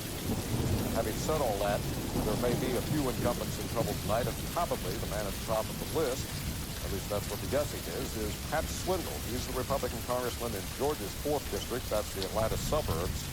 As you see, we're just getting some preliminary returns in, only 1% of the precinct, but Swindle is behind at this point. Remember, Pat Swindle is the congressman who was indicted for lying to a grand jury about considering a loan financed with laundered drug money. And his troubles have now been compounded. The Justice Department is now investigating him for sending out some campaign literature talking about a polygraph test he took. One other race we might point out to you, simply because it's another incumbent, but it's also a case where we might be looking for some ticket splitting, is in Indiana's 3rd district. John Hyler is the Republican incumbent out there, and as you see, he's now trailing his Democratic challenger, Thomas Ward. Now, these two men met 2 years ago, and this is a rematch with some real history to it. Tom Ward, the Democrat, lost by just 47 votes last time they met, and it took 2 months to count those votes. I'm sure whatever happens, both of them hope that won't be the case this time. Okay, Barry, thanks very much, David. Peter, you were saying that Dan Quayle said he would have no statement tonight, no pictures tonight, no nothing tonight, because he didn't want to upstage George Bush at the head of the ticket. he's learning to be the vice president very quickly. Playing second fiddle. We have a couple of projections to make here. We project now that the state of Missouri is going to go for George Bush. Another Midwestern bellwether that has voted Republican 4 out of the last 5 elections, and we now project that Missouri is going to Bush. And we are going to make a change in Maryland. We had earlier projected that Maryland was going to go for Michael Dukakis, and we now project that it is going to go for George Bush. So as you look at the map there, let us have a look at the total electoral votes as they actually change up there at the moment. It hasn't caught up at the moment, but George Bush has at the moment, David, more than 250, and I don't think Michael Dukakis has more than 78. Well, according to our calculations, at 20 minutes after 9 Eastern Standard Time, based on the projections in the states where the polls have closed, George Bush has the electoral votes required to be the next president of the United States. We were hearing from them a minute ago that Maine did it for them. Put them over. So 271, that's one more immediately can go home. Well, they certainly can. Can we get down to Houston for a moment, folks, and talk very briefly to Britt Hume, because, in fact, that was the word we got up from there. Britt Hume covers the Bush campaign for us. Britt, the old phrase, as Maine goes, so goes the nation, suddenly turned the Bush people on down there, right? Well, the Bush people had an electoral strategy that was built on the South, the Mountain West, a couple of the weak states, New Jersey and Ohio. Now, with Colorado hanging fire, it was impossible to project that. So the situation changed when we showed Connecticut for Bush. That was a state they weren't counting on. And then Maine, and it meant that all they needed was the remaining states in the Mountain West, excluding Colorado. Now your projections in Missouri and Maryland make it beyond that. Okay, thanks, Britt Hume, very much. We're going to go away now so that you can concentrate on your local races around the country. But as of now, we project that George Bush has 271 electoral votes. And that's what it takes. We'll be back on the half hour. ABC News coverage of the 88 vote continues. Once again, Peter Jennings and David Brinkley. Take a quick look at the popular vote here with 23% of the precincts reporting in from around the country. It's hard to tell how considerable the turnout has been, but there it is, 23%. 55% of the votes going for George Bush, 11 million votes been tabulated, and 45% for Michael Dukakis. 9 of them have been tabulated as well. We're going to talk to Senator Barry Goldwater in just a minute. David, you know, I said this before we went away the last time, that there was an enormous number of propositions on the ballot in California. It says an enormous amount, doesn't it, about the sort of citizen participation of democracy, how there are propositions on the ballot almost every state in the country. Well, it's pretty much started in California, to the best of my knowledge. At least it became a big deal in California before it did anywhere else. Proposition 13. It's a kind, yeah, that was one example of it. It's a kind of democratic populism that they have developed to a greater degree than any other state. And every election now in California has some kind of proposition about something. And some, once they are voted by the public and approved, sometimes are found unconstitutional in the courts. But that's only a small percentage. To some, it's just a part of the system there. And to some extent, you know, they really do. I'm just looking through them here. They do reflect, you know, what have been in some respects the hot issues of the campaign. Or the times. There are very tough anti-smoking measures on the ballot in Oregon and California. Crimes, this question of shutting down furloughs, which is an issue in the campaign, eliminating parole for people on the ballot in Oregon, Florida, and Michigan, South Dakota, deregulation, a lot of gun control. Maryland has a very tough gun control law to ban the Saturday night specials if it finally passes. They're going to have a little board to decide what guns can be sold and which ones cannot. I gather the cheap, flimsy ones cannot, but I don't quite understand why. I mean, would you rather be shot by an expensive gun or a cheap gun? I don't understand that. You were talking earlier about a dirty campaign and a negative campaign. Nobody better really to talk about campaigns than Senator Barry Goldwater, who's consented to join us tonight from Scottsdale, Arizona.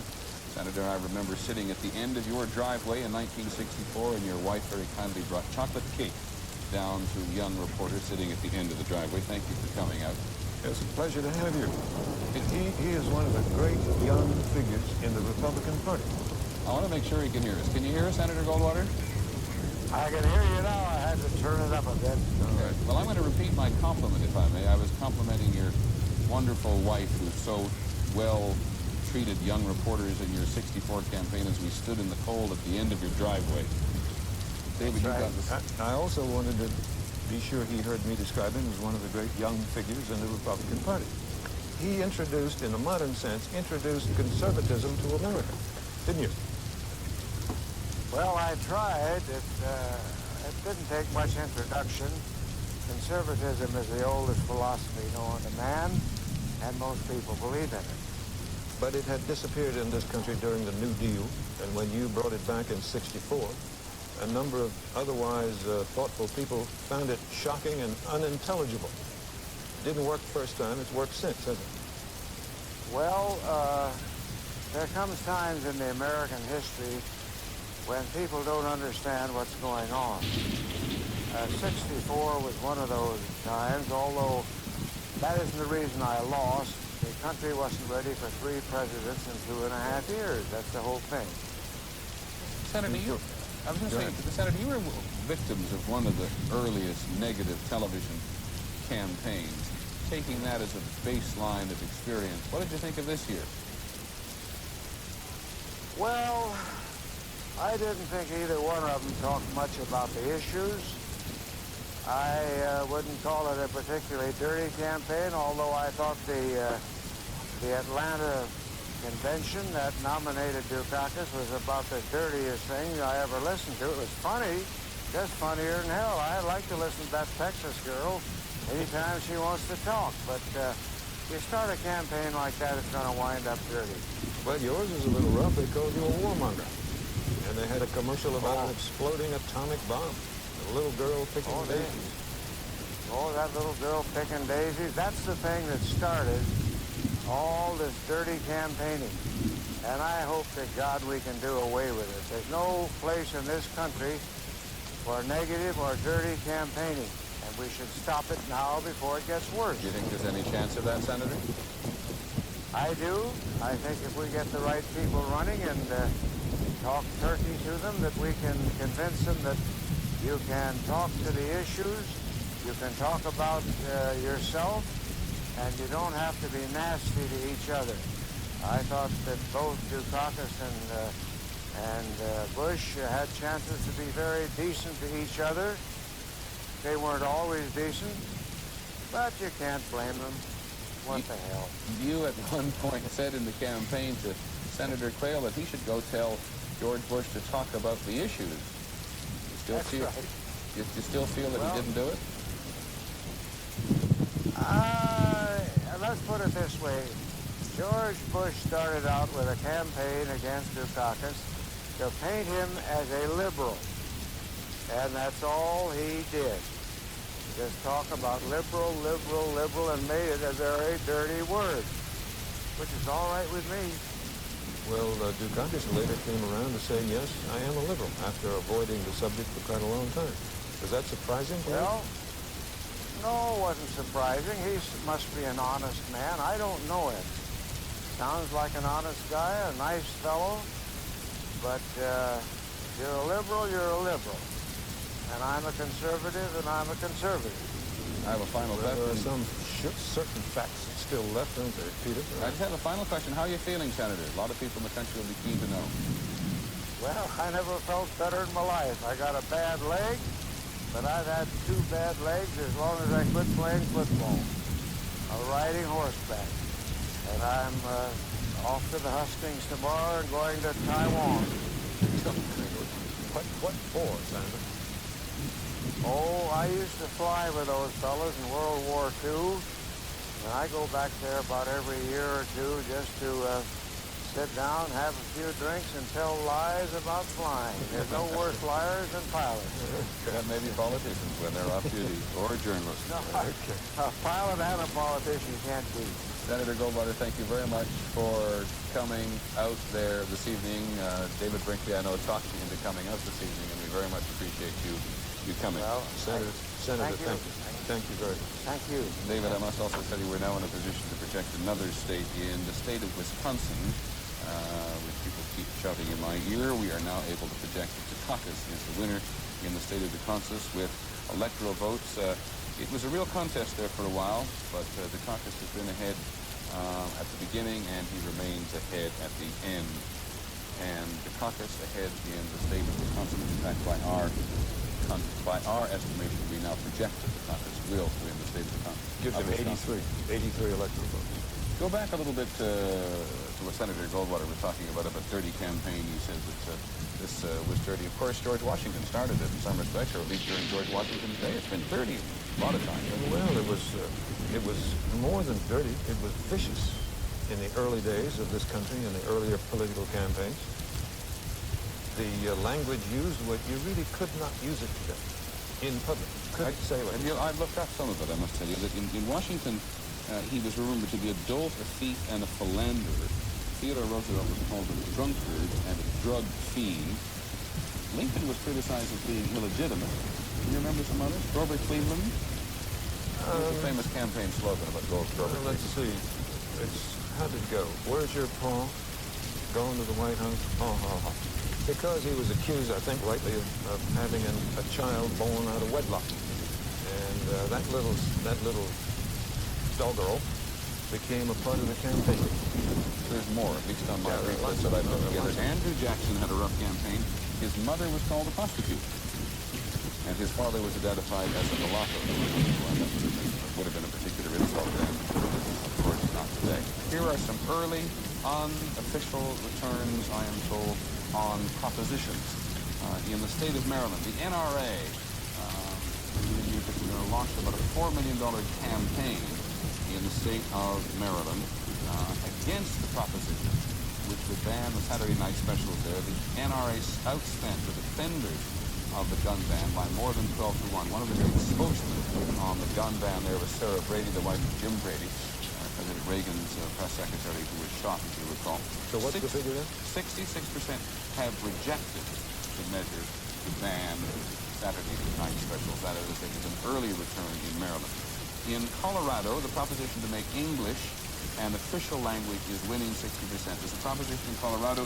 I think there's one in Nevada. I may get it wrong. In Florida, they are widely regarded by their opponents to be quite racist. And in Florida, interestingly enough, the Justice Department finally came along and said, if you want to have a proposition on making English the official language, you have to put it on the ballot in Spanish. Colorado. Well, Colorado also has a proposition saying that state and local taxes may not be raised unless they're approved in a public vote.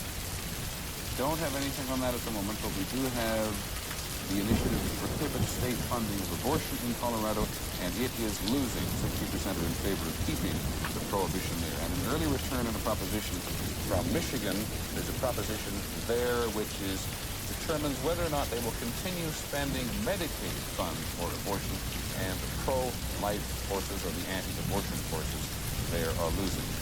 Well, you're talking about California. Much traveling cars on freeways, as many or most Californians do. Automobile insurance becomes of vital importance. So there's a proposition to force the rates down. One of them, I think, put forward by Ralph Nader. Yes, the one that calls for insurance rates to come down by about 20%. Yes. And is the one, if anyone passes, the people think it's going to pass in California. Take a quick last look here for the moment at our electoral calendar now. George Bush has 271 by our estimate, and Michael Dukakis has 83. We're going to go away for a few minutes now so that you have an opportunity to concentrate much more than we've been able to do here on the local politics in your region and the local issues. David and I will be back at the top of the hour with the rest of the national campaign focus on it.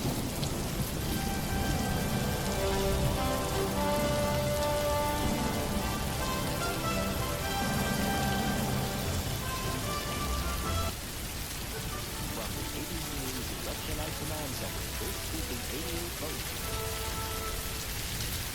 Good evening at 10 o'clock Eastern Standard Time. I'm beginning to long the winter. The polls are now closed in 5 more states. So we are now in a position to make projections for 5 more states. In Utah, we expect that George Bush is Ronald Reagan's best day in 1980 and in 1984. No doubt that was in Idaho, the only uncertainty was going to be the margin. George Bush projected in Idaho. Solid Republican state. The caucus was never competitive there. In Nevada, we also project George Bush there tonight. It comes to whether he can carry in Senator Dick Peck for a second term. Dick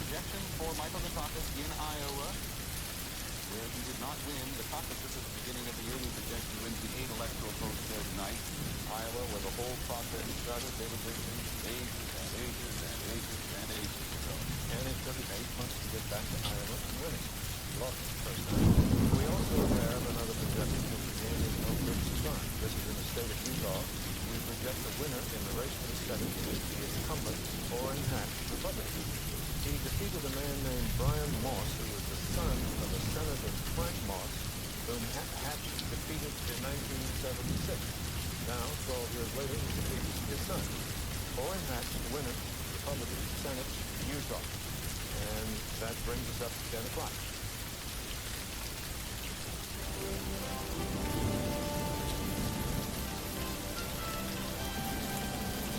From ABC News, this is continuing coverage of the D-Day program. With Sam Donaldson at the Dukakis headquarters in Boston. With him at the Bush headquarters in Houston. Jim Swoop and Barry Sarafin on Capitol Hill. Lynn Scher and Jeff Greenfield in New York. And now reporting from the ABC News Election Night Command Center, Peter Jennings and David Brinkley. There are some states at the presidential level at the moment which are simply too close to call, and I'll run those down for you. They are Pennsylvania, Michigan, Illinois, and Vermont. And as the poll closing at 10 o'clock, just a few minutes ago, Montana is too close to call, and Colorado, New Mexico, and South Dakota, which closed their polls over an hour ago, are also too close to call. We also can now make a projection in the Florida Senate race where Kenneth Rutherford Hay, a Democrat, the more liberal of the two candidates, has won against Connie Mack. Mack has hoped for coattails from George Bush. He didn't get them. Florida is looking more and more like a Republican state every day at the presidential level. But there's another example tonight of Rutherford Hay, the Democrat, had a really rigorous primary season on television, finally came together and pulled it out for teams there, and that, as I said, is plenty of it's really interesting in a lot of places. Well, I think we're going to live with, those who object to it are going to live with the Democratic Congress into the future, distant future. There, in the House of Representatives, there is almost no turnover. Last time I think it was 98 point something of those who ran for re-election who won. The Senate is not quite that high, but it's very close to it. Once you get into Congress, you stay there for life.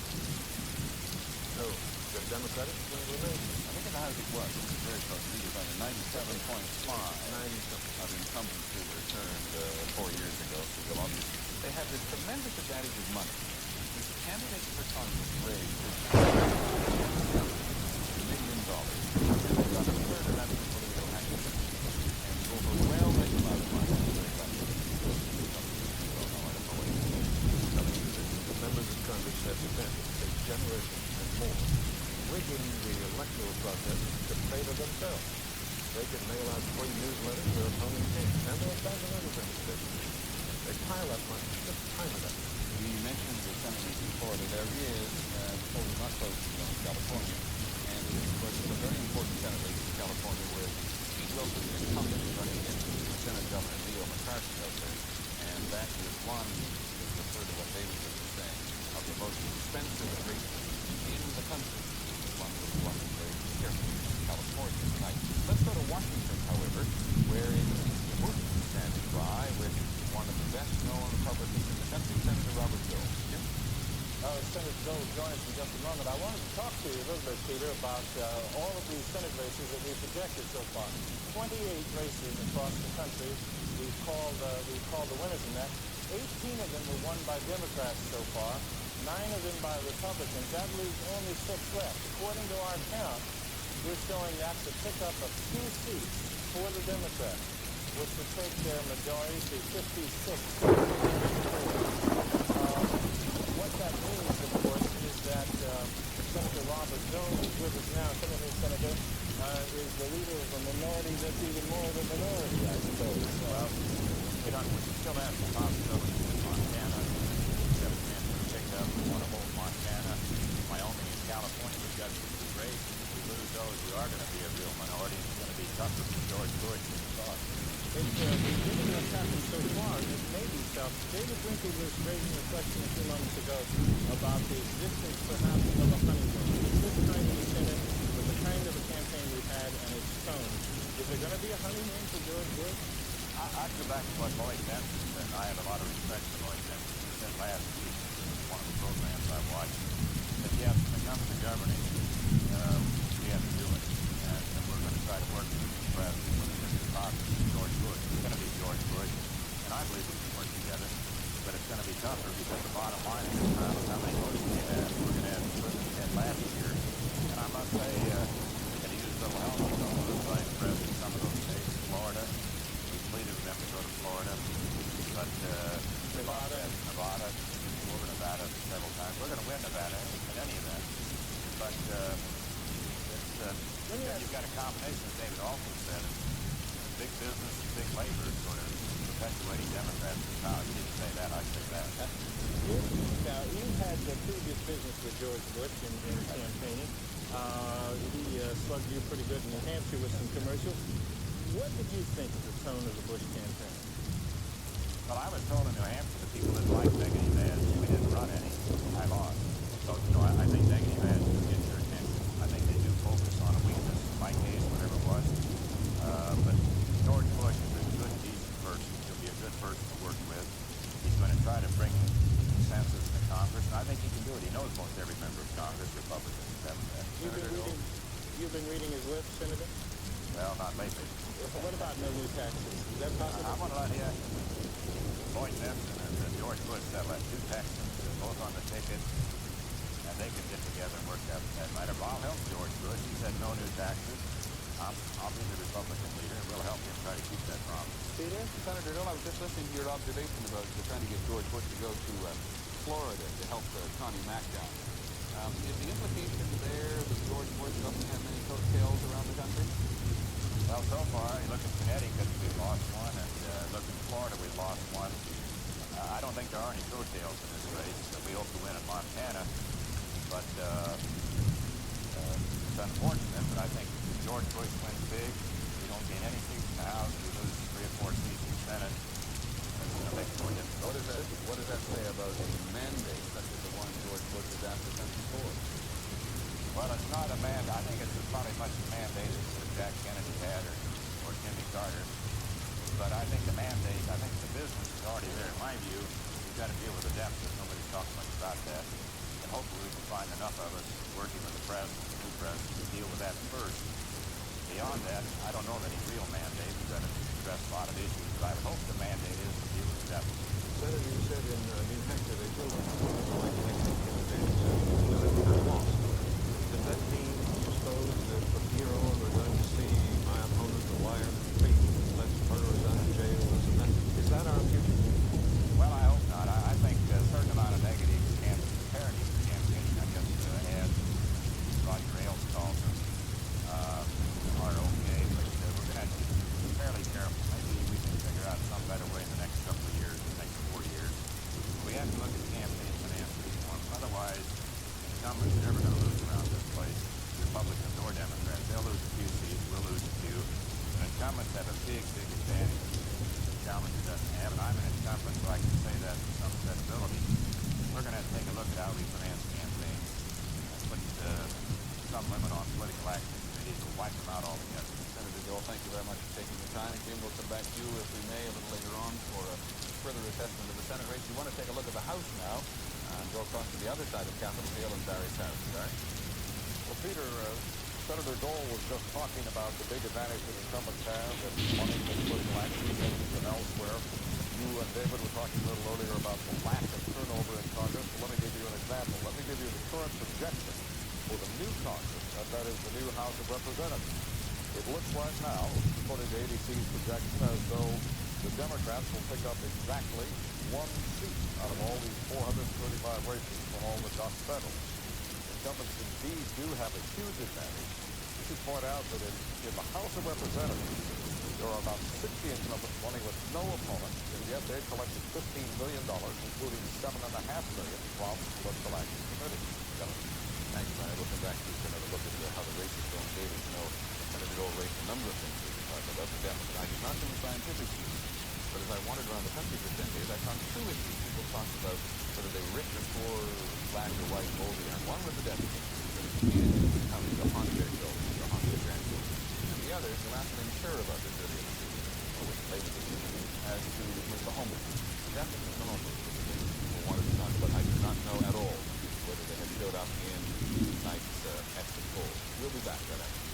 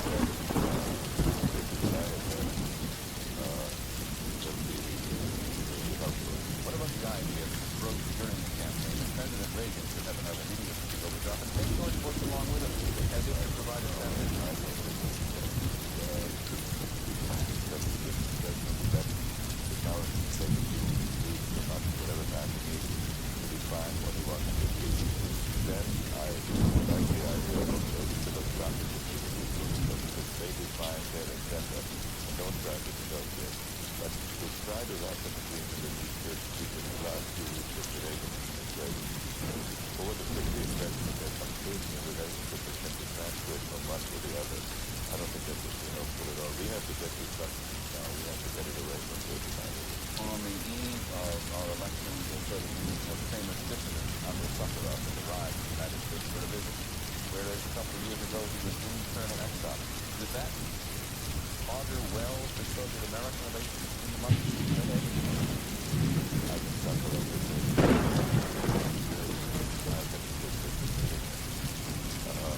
he's indicated that he's in favor of the economic reform program of Gorbachev. He's worried about the accumulation of power in the good candidate of Gorbachev. I don't think we can make out what is coming to the next under the evolution of the Soviet Union. And we have to put it in the terms of national security. I think there may be changes going on in the Soviet Union, but I sometimes have to say that Gorbachev has shown a lot of balls at it.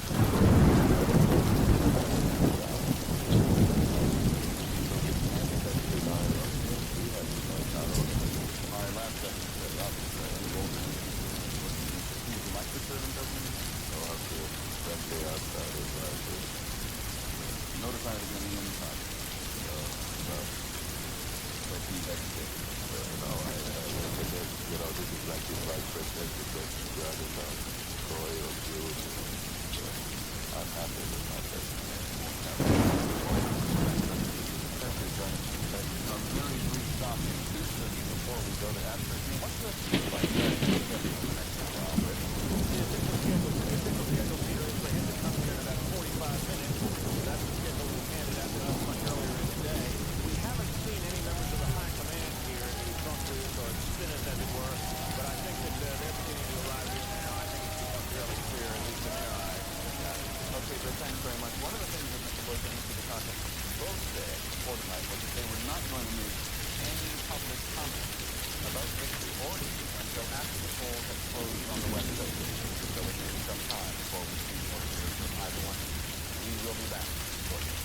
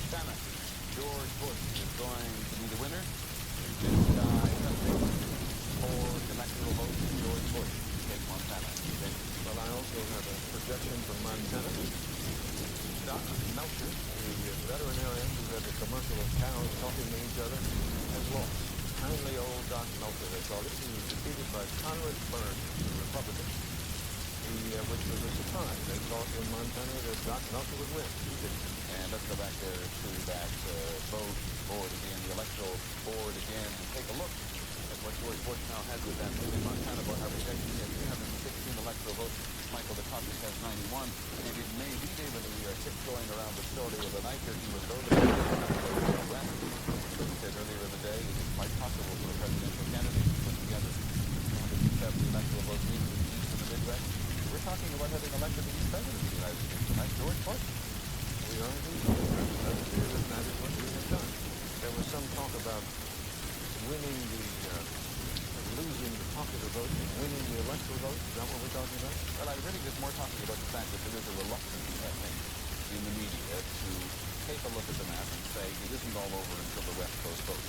But let's look at the map again. It is just so easy to put together the 270 electoral votes while not hearing from Oregon and Washington and California and Hawaii and Alaska and Pennsylvania. And Pennsylvania, the Supreme Court has called us in Vermont, New Mexico, and South Dakota, which are still too close to call. So all you have to do is take a look at that tonight, and there is no doubt, I think, in anybody's mind, George Bush is going to be the next president of the United States. So let us canvass the nation various campaigns. Let's go to Boston first, to the caucus campaign headquarters in Sam Robinson. Sam, what's happening? Well, Peter, I'm back to the World Trade Center here in Boston. Most of my career has been singing on the back door rather than the front door. But it's here that Michael Dukakis is coming up to him. He left his home in Brookline. He's on the way. His supporters, of course, are inside waiting to greet him. He won't actually go on stage until after 11 o'clock, for the obvious reason. Polls will not have closed in the West, and unlike Jimmy Carter, who in 1980 disastrously many Democrats thought conceded the election before the polls had closed in the West, Michael Dukakis is not going to do that. So he'll come here, and sometime after 11 o'clock, he'll go out and he'll make whatever statement he thinks appropriate before his supporters. What do the people in the hall have to say, Sam? Oh, the mood is kind of, I won't say grim, but no one is cheering and yelling. Once in a while, someone will get up and they'll say, we've won a great victory tonight in the Commonwealth of Massachusetts. It's gone overwhelmingly for Dukakis and Benson. Everyone will go, great. And then they'll announce another state. But the network projections are what they are. It's not going well for the government. In fact, Sam, while you were back with President in Mexico for George Bush, 5 electoral votes there, and the largest and Hispanic votes in the country, New Mexico goes to George Bush. And Sam, you mentioned Massachusetts. In talking to folks up there today, there are a lot of Democrats in Massachusetts who are kind of lame to Mike Dukakis. Am I right or wrong? Well, I think that's true. Dukakis in the last several months of his administration has been under a great deal of fire, particularly, for instance, on the budget. He'd like to say that he's balanced 10 budgets, but the one he's got at the moment is out of balance because of slowness in receipts. And there are people who are going to say, if he loses his election tonight, that that's it for you, Mike. You need not apply to run for governor again in 1990, which is when his term is up. He is not someone... Dukakis is a very controversial figure here. He's not universally loved, he's not universally hated. He's sort of on the edge, and he's not someone who automatically will be reelected, even though he was rejected by the nation. Sam, you've used the phrase again, if he loses the election tonight. Is there anyone in the Dukakis camp, to the best of your knowledge, who will not know now that Michael Dukakis has lost the 1986 presidential election? Well, I suppose not. I was talking to Susan Estes a few weeks ago, the campaign manager. Of course, she's not going to concede for her candidate. It's up to him to concede if he wishes to. And I tried out on that is that if it's a narrow loss, not the blowout that a lot of the polls predicted, there would be a lot of backbiting and a lot of recriminations. If only we'd done this, if only we'd done that. Her view is just the opposite. She says if it's a narrow loss, we will be very proud because the Democratic Party cannot be a rejection. It will not be a rejection of the party. It will be a much better thing. Okay, Sam, thank you very much. We'll come back to you. And of course, the point was made earlier this evening. The Democratic Party has not been rejected by the Senate level, at the House level, and the governor's. The Democrats are doing this extremely well. They still have Congress to show us keeping it as far ahead as we can see. The Democrats, they have not been rejected. What does that say to you about presidential candidates? Does it really come down to personality? Well, people very often say that the American people like divided government. They like a Congress of one party and a White House of another. I've never really run into anyone who said, I like divided government. I'm going to vote for the president of one party and Congress of another. I think it's just how it works out. Congress, members of Congress, especially local officials, people know them. They write them letters all the time. They send them to booklets and send them pictures and so on. Oh, please, that's it. Thanks. And so they get themselves reelected. In other words, what you're saying is people don't go into the ballot, either polling booth and say, hi, I'm voting here to check the ballot. No, I don't think so. Let's go down to Houston now and concentrate on You've been covering the Bush campaign from the beginning. So what's the mood down there, Britt? Well, Peter, the mood down here is very jubilant, and the people have been filing into this ballroom here at the George Brown Convention Center in growing numbers over the last 30 to 45 minutes, and the three networks have now all projected Bush the winner, and that caused a huge roar to go up here just a little while ago. There are a couple of men you may be able to see behind me up on the stage there, putting a big sign up on the curtain that says "America Wins." For the last couple of minutes, I haven't been able to hear very much of our broadcast because the music has been going very, very loud. There's a bunch of country western singers here. As you know, George Bush loves that kind of music, and the same people that have been doing the PA work at George Bush's rallies have obviously done the speaker work here because it's absolutely deafening. That may be the reason why demonstrators never had much luck drowning out George Bush. It was because he had so many amps of amplification behind him that it was impossible. And that's the way it's going to be here in a little while when he comes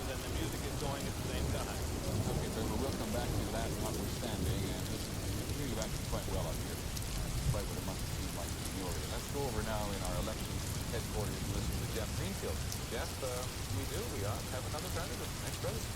Yeah, it seems so. And we've also got a Senate that is going to have more Democrats than before. Let me point out something to you. 1972, in the Nixon landslide, the Democrats picked up 2 Senate seats. 1984, the Reagan re-election landslide, the Democrats picked up 2 Senate seats. What's the one exception? 1980, when Ronald Reagan won by 10 points and 12 Democrats lost and 33 Democratic congressmen lost, despite all the incumbency advantages David Brinkley talked about. Why? Because 1980 was an ideological election. A very coherent political choice. And for my money, the lesson is when you have a presidential election, as we do every so often, decided on clear ideological grounds, you have a much more likely chance of the Congress moving in that direction. When you have a relatively contentless election, and I'll go out on the limb and say this was one of them, it's much easier for a vote to go in and split his ticket. And I think that it was happening tonight. Peter? David? What's your own opinion, Jeff, about the effect this has on the West Coast? I know you spent a lot of time studying whether or not people in the West are really affected.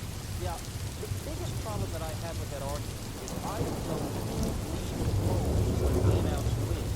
Is it, in this case, Bush supporters who know their guy has won, or Dukakis supporters who know their guy has lost? It seems to me very unlikely, particularly in an election where all the polls for weeks have been saying George Bush would win, that a dedicated voter would go to the polls and then somehow hear the network newscast and go home. I think restraint is a good idea on our part for its own sake, but I have never yet figured out which of the voters that we're supposed to be driving back from the polls. Jeff, wouldn't it be reasonable to assume that people who left without voting because they thought it was over, would they not have voted essentially the same as those who did get in to vote? Well, you're asking me to do exactly what I'm criticizing our critics for doing, which is to speculate. It's pure speculation. Yes.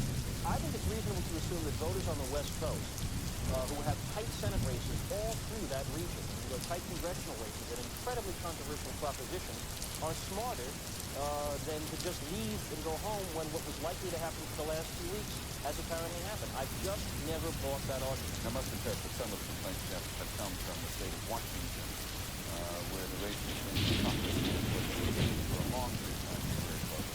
We don't know how that's going to happen. We're obviously going to stay around until they report it, but that is where the complaints came from 4 years ago, and maybe where they'll come from again tonight.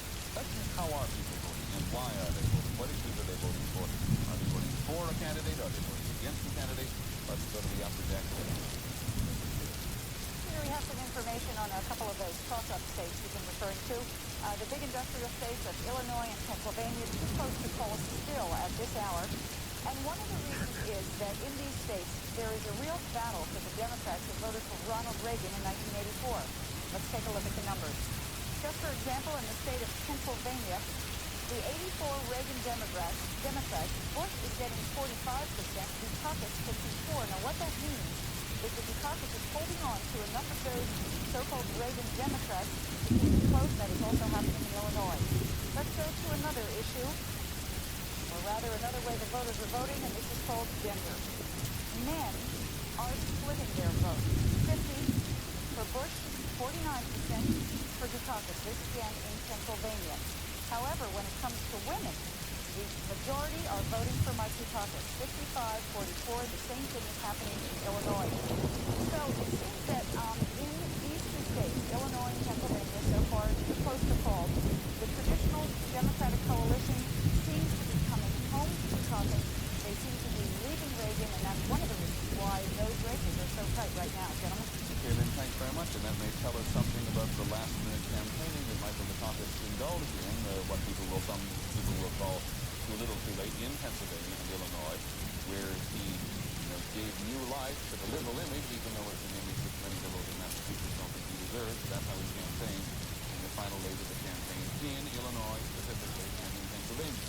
We'll be back, because we're waiting for Michael Dukakis to appear. We'll be back in just a moment.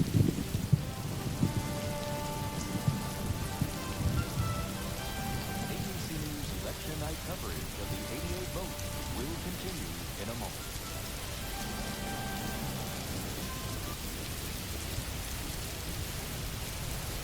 That's a familiar sight to those of us along the campaign trail this year. Michael Dukakis showing up in a motorcade with his wife Kitty, this time arriving at the Boston World Trade Center, where he and his staff and his supporters have made their headquarters this evening in Boston.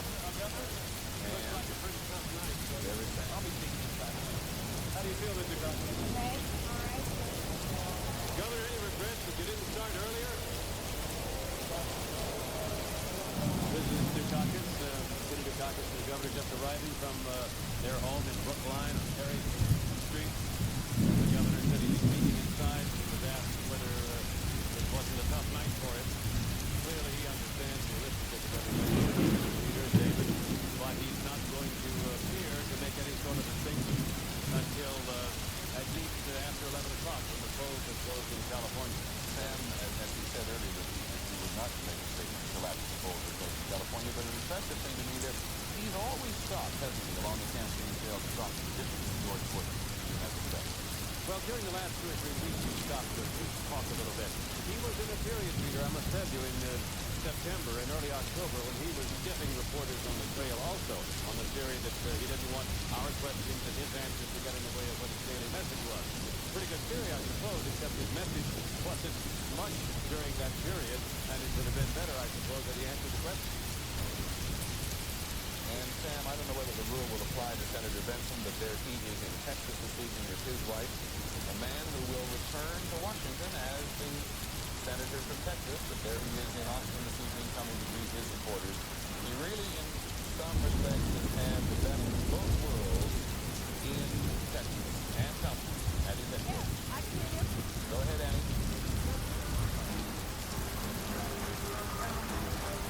This is Lloyd Benson's great moment with his Texas family, and it's a bittersweet one. Lloyd Benson really had thought up until the end there was a chance that he could pull out some greater strength here in Texas, and although he is emerging from this campaign, something with a white hat on, it's got to be a bittersweet moment. He doesn't have any interest in being a leader in the National Party, but he certainly will, especially with a Senate advantage for the Democrats, try to exert himself now on the issues of the party. He'll be heading up to Boston either tomorrow or Thursday to meet with Governor Dukakis. There with his wife, D.A., the woman he calls his best asset. Gentlemen. Thank you, Ann. And his father, his 95-year-old father, off to his right, who set him up in business many years ago, set him on the road to becoming a millionaire as well as a successful politician in Congress, and then some sick, and then running for the Senate. He has not done it in Texas, Michael Dukakis, but let's see what he has to say this evening.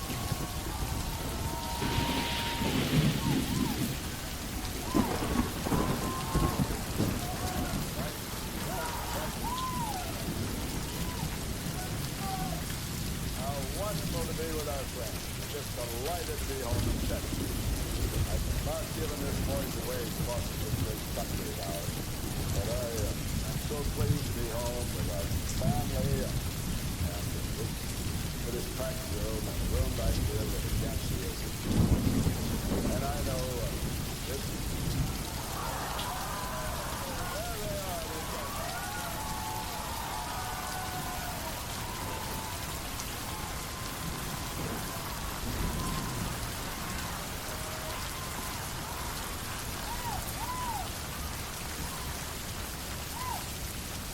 This evening is still early, but well, my voice is just about done.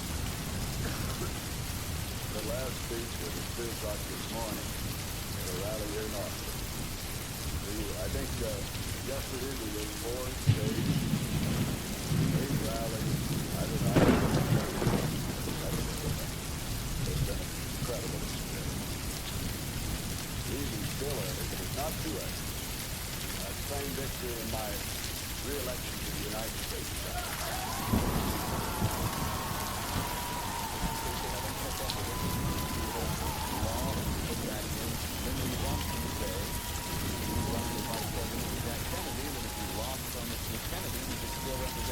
Texas in the Senate. That's exactly what Lloyd Benston will do. He will continue to represent Texas as, among other things, the chairman of the Senate Finance Committee.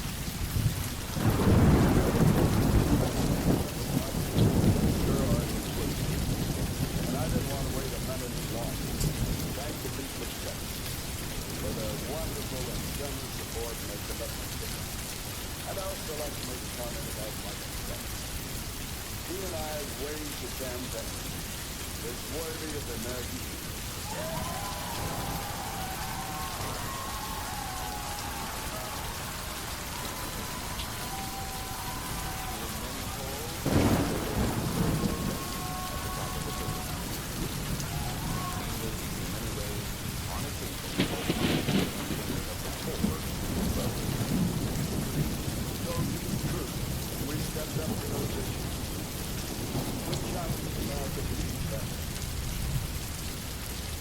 there, and we never quit. And we never lost our faith in the truth. That's what you do with that. I have never seen a cabinet that worked any harder. In those last 3 or 4 weeks, delivered a message any stronger than did Mike McConnell as George Bush. And he made me proud to be his son.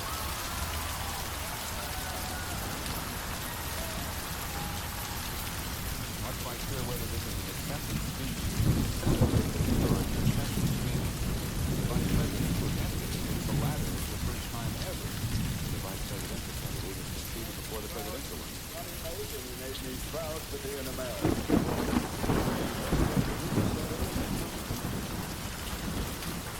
About that. Right now, I want to focus on Texas. Because Texas is our home. This has been an unusual campaign. I recognize the difficulties that you have to go through as friends of mine and supporters of mine. I think truly unlike any campaign that's gone before. Every hazard was there, difficulty, twice as hard, victory is twice as sweet.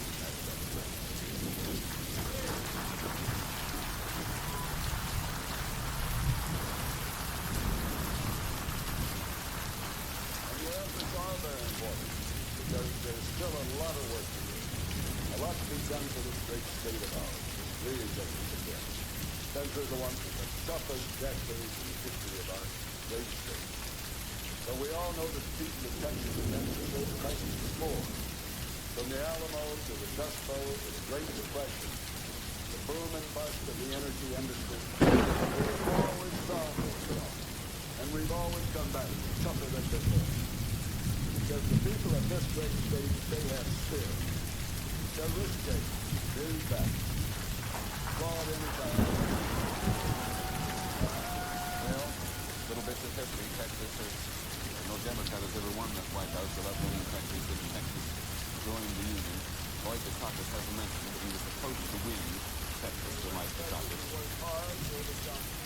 The Republicans said when he was chosen that the Democrats were committing political suicide in Texas and spent about a third of his campaign there. And the result is that Mike Dukakis loses in Texas and Lloyd Benson by a strange, I think, Texas law. I would like to say something that Lloyd Benson probably will not say because it was but to be chairman of the Senate Finance Committee, a senior member of the Senate, with a vote, what I'm going to say is a better job than being vice president. Vice president has a gavel to do it. And the vice president said, no, I'd rather have a vote than a gavel. He's going back to where he was before, having had rich, no doubt rewarding experience running for the vice president, going back to where he was with increased respect in the Senate. Certainly increased that to the character. It's going right for it. Most of the country among Democrats. We'll be interested to ask Andy Thompson later in the evening whether or not he feels unhappy or not. But in the meantime, at 5 minutes before 11 Eastern Standard Time, 3 minutes before the polls close in California, Oregon, and Washington, we'll be back.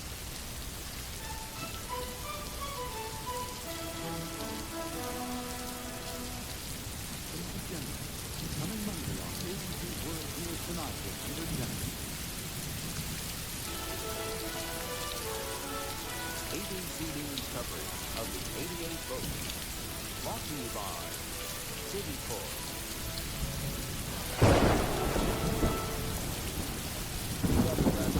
Headquarters in New York, you can see back up there on the map what it looks like 15 minutes away now from poll closing time in the states of Washington and Oregon and California. Hawaii and Alaska are still to come. We can now project a couple of other states which have been too close to call up until now in South Dakota. We project that George Bush is going to be the winner there. Trump's campaign hard for South Dakota. Yes, the state would have preferred Bob Dole, of course, to George Bush. In Vermont, voted Democrat only once in his history. We project that George Bush is the winner in the state of Vermont with his 3 electoral votes. The sort of overall popular vote as of now, 46% of the people reported in from around the country. 54% of those reporting are going to George Bush, and 46% are going for Michael Dukakis. In the Senate, there's a net gain of 1 one for the Democrats so far based on our projections. There's still a couple of fascinating Senate races still to be resolved, one in the state of Washington and one in the state of California particularly. Governors, the Democrats have a net gain of 2 so far. They took Indiana and West Virginia from the Republicans based on our projections so far. And in the House, not much change at all. As David has been pointing out a number of times this evening, not much ever changes in the House in terms of incumbents. The Democrats have a net gain of 2. Wise, I don't know whether that's one thing before we go here that I think should not be lost, and that is that George Bush Senate signed a president. Everyone will. It is this, quote, it is no exaggeration to say that the undecided voters could go either way. Okay. Got one more? No, I'm supposed to give you one. We are going to tell our local station, small people. We're going to go off here on time at 11 o'clock Eastern Time to accommodate local stations all around the country who want to do their late local news at this point or their local election cutaway. We are going to come back at any time that Michael Dukakis appears at his campaign headquarters in Boston to make his concession speech. And George Bush, of course, is going to make what is clearly a victory speech shortly after 11 o'clock Eastern Time as well. So we'll either be back when Michael Dukakis shows up to make his concession speech between 11 and 11:30 Eastern Standard Time, or we'll come back at the end of the half hour after the show. Well, I never know the Joe. The so-called negative campaigns have been interesting. One of the Democrats said George Bush made it sound as if if Michael Dukakis were installed as president, in about 15 minutes, a burglars would be climbing into your bedroom window. And they're serious about it. I think the negative campaigning, it's not new, granted, but we haven't had that much of it lately. If I had time to go to Jeff Greenfield now, he would have told us an awful lot about this because he's writing a novel, the plot of which involves the Electoral College. The Electoral College, as most people know, is not a college, but electoral representatives will meet in about a month from now in their various state capitals to actually cast the votes, which will make George Bush the 41st President of the United States. On January the 6th, the Vice President opens and counts the ballots in the presence of the House and the Senate. And Bush will proclaim himself President-elect. We'll be back when Michael Dukakis shows up.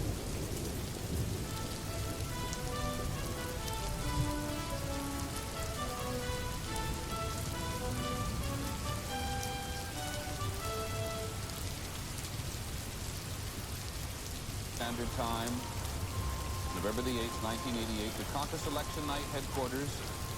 He is about to come down for one of the most important, one of the terminal moments on election night. The losing candidate comes to make his concession speech. His supporters have been gathered there for many, many hours. They started off at least with a public image that they could pull it out this evening, and they failed to do so. Sam Donald. Governor, here comes Governor Dukakis and Kenny Dukakis down a ramp, a runway in the World Trade Center here in Boston.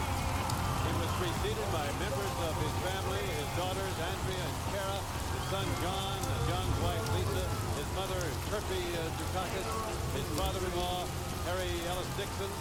There they are on the stage in this large cavernous hall. Lots of supporters here. Very, very good crowd. The crowd, of course, knows what the governor is going to tell them as far as who won and who lost tonight.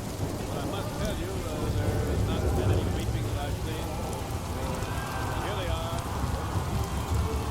Mike Dukakis, after 48 hours of campaigning nonstop prior to this election morning. This afternoon, he actually went power walking, which is his exercise in his neighborhood in Brookline, Massachusetts. I suppose he's gotten a little sleep. His wife, Kitty, who campaigned both with him and separately in this last closing 10-day period. You know, it's interesting. Early on, the governor would come out before crowds and almost immediately begin to speak. But now he savors the applause, pointing at one of his supporters. The music, of course, you hear Coming to America, the theme song that he used all during his campaign.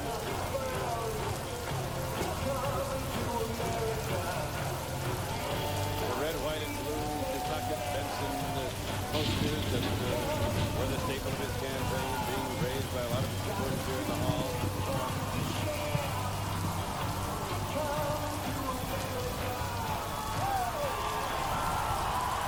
You know, it's tough on nights like this for losing candidates. But I must tell you, so far, there hasn't been a lot of weeping in this hall.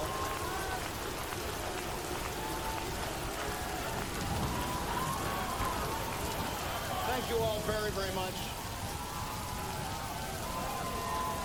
Kitty and I and our family can't even begin to express our gratitude to you and to hundreds of thousands of people like you across this country who have given so much to us and to the American people in the last 18 months.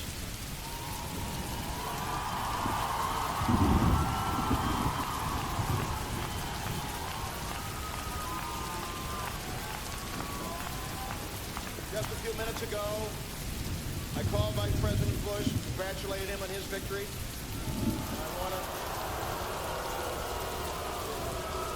And I know I speak for all of you and for all the American people when I say that he will be our president, and we'll work with him.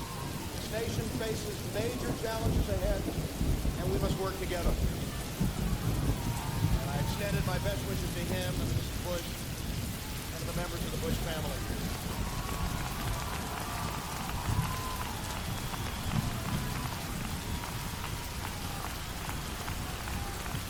Kitty and I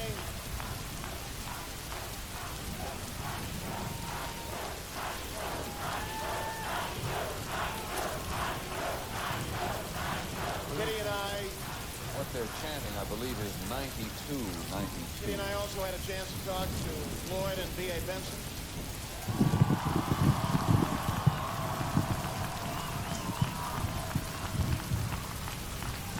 And I know we express your feelings when I say that he and she were superb running mates. They're wonderful friends.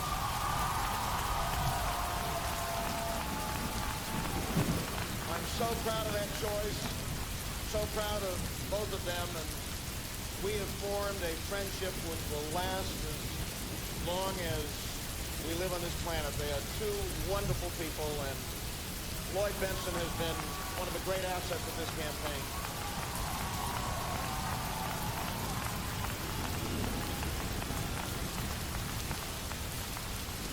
Just 18 months ago, on what, as some of you will recall, was a cold and snowy April day, I asked you for your support in running what I called a marathon for the highest honor that the American people can bestow on anyone. I said there'd be good days, and we had a lot of good days, didn't we?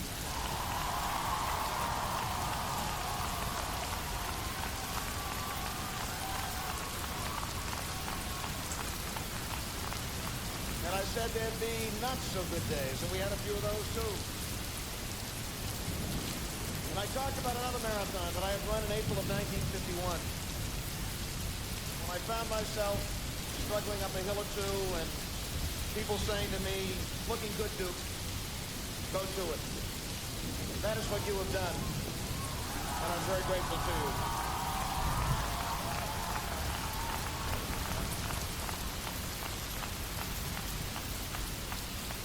We had those good and not so good days. We reached Heartbreak Hill and overcame it. And then we found the strength to make that final kick.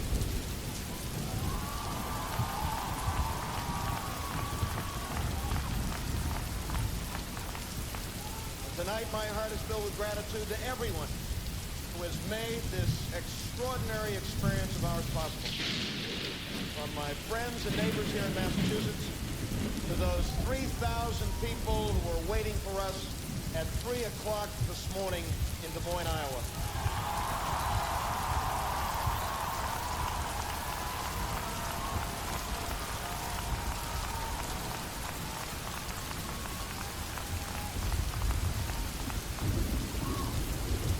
As I think back on this marathon, I'll never forget the beauty of this magnificent land, from those beautiful colonial villages of New Hampshire, the farmland of Iowa, the magnificence of Yellowstone and the California coast.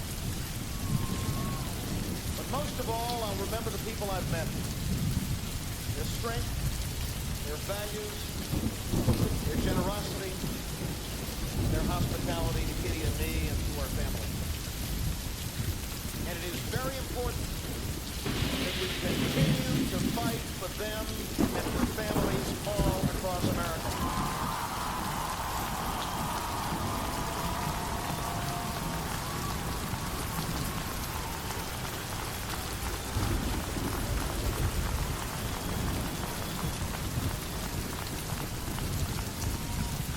We've got to fight for that young family in Levittown on Long Island, New York, that wants to buy a home in a community in which they grew up and can't afford it.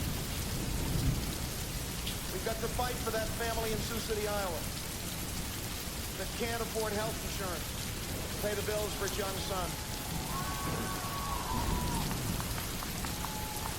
We've got to fight for those high school students in Los Angeles who are saying no to drugs and yes to their future.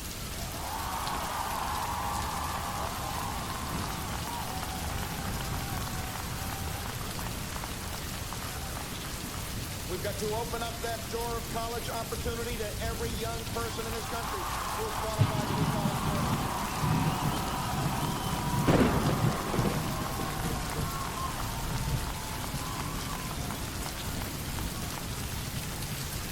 We've got to fight to end the shame of homelessness in this country, and this great and good nation ought to be able to do that.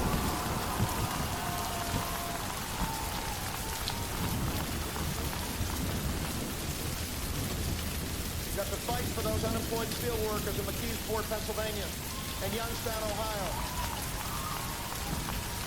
who ought to be able to have a good job and a good wage to support themselves and their families. We've got to fight for those families I met with in Glen Avon, California, whose children today are permanently crippled because they happen to live next door to one of the worst toxic waste dumps in the United States of America. Campaign has not been just about me and Lloyd Bensky. It's been about these families and the challenges they face every day of their lives. It's been about all of us and the values and the ideals that we share. We've been fighting for, and that is what we must continue to work for every day and every week and every month of our lives.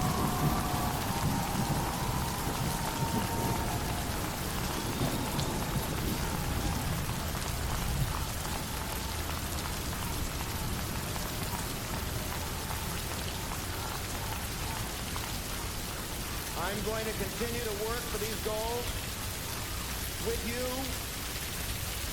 with my fellow governors, with the Democratic Congress, and I'm proud to say that we not only will continue to have a Democratic Congress, but it looks as if a strengthened Democratic Senate.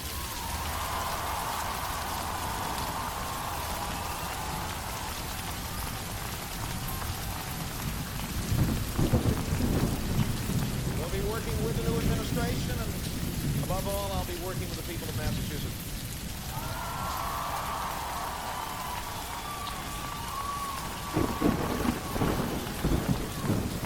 Let me say thank you to many, many people in this country, those who gave us their support, those hundreds of thousands of volunteers who worked so hard and so long and so tirelessly. I want to thank the members of the world's oldest and greatest party, the Democratic Party, for all that they did.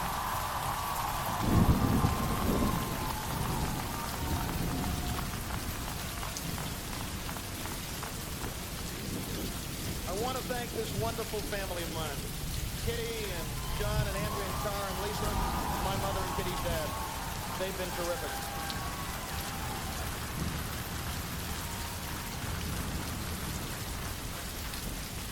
And let me simply conclude by saying this to all of you and to people like you all across the country, and especially to those of you who are young people. And there are many young people here.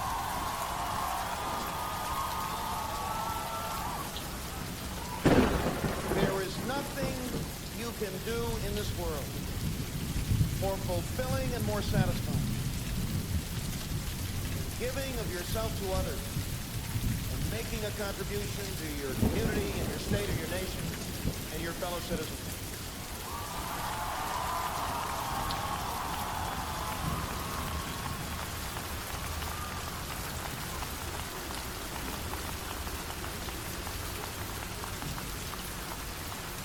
One of the things that I'm proudest of in this campaign is the thousands and thousands of young people who are involved.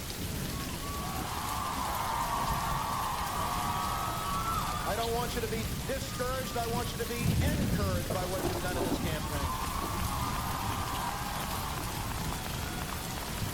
I hope many of you will go into politics and public service. It is a noble profession, a noble profession.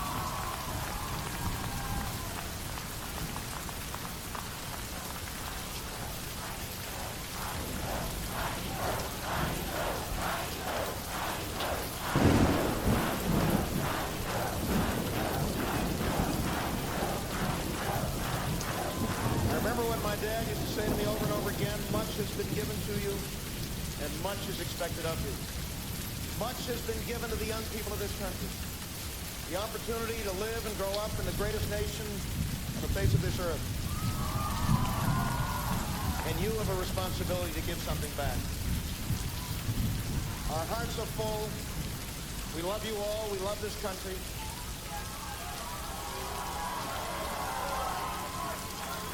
And we're going to continue to fight with you and with the American people so that every citizen of this country can be a full shareholder in the American dream. Thank you all very, very much. Thank you.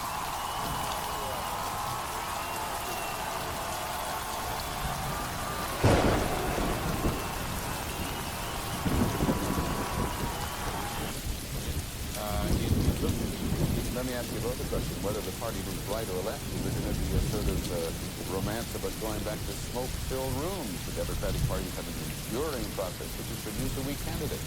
Well, in the first place, there aren't enough smokers to fill a smoke-filled room anymore. Second, the original smoke-filled room was in the Blackstone Hotel, and it produced Warren Harding. He won a landslide, but was a miserable president. So I think that the romance of that is overrated. In fact, the Democratic Party's danger is that they may be viewed as a merely legislative party. Okay, George, Will, and Tom, with your thanks very much. We'll come back to you a little later in the evening. There you see it at Bush headquarters in Houston with 327 electoral votes for himself on the board by our projection, the president-elect and Mrs. Bush. Michael Dukakis has 108 on our projected electoral vote board, and we shall see. Quick Hume in Houston is saying that we should be looking here now for signs of George Bush trying to mend some of the damage that has been done in the country, some of the divisiveness that has been caused by this campaign. He has won 36 states tonight as George Herbert Walker Bush. David? That's, you'll see it again in a minute, the mock-up of the White House they had built in this hall in great confidence that it would be the future home of George Herbert Walker Bush. We will hear a lot about him in the days ahead, but let's start. He was an unsuccessful candidate for the presidential nomination in 1980. CIA director, U.S. envoy to China, chairman of the Republican National Committee, UN ambassador, unsuccessful candidate for Senate, and now president-elect. Rick Hughes in Houston. There he goes, Peter. He's about to start, and I think what a great welcome. I'll let us listen. Thank you.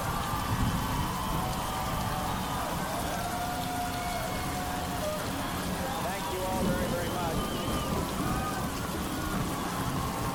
That's his son over there. Thank you.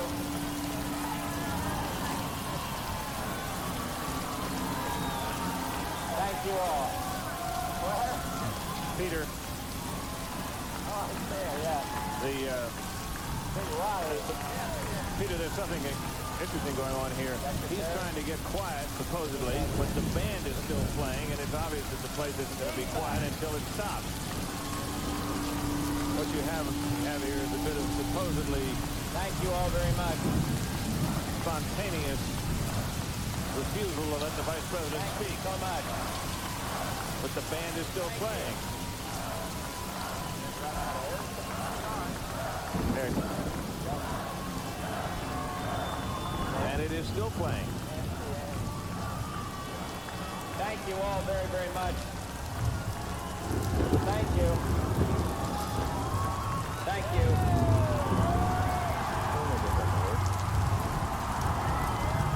Thank you all. Thank you.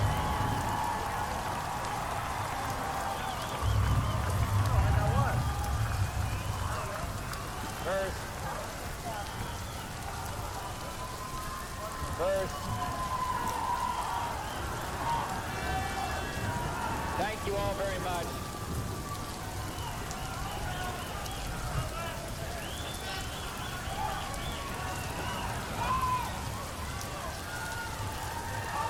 Thank you.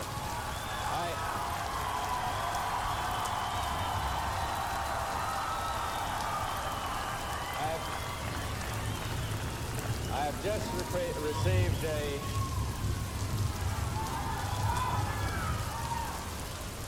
I've just received a telephone call from Governor Dukakis.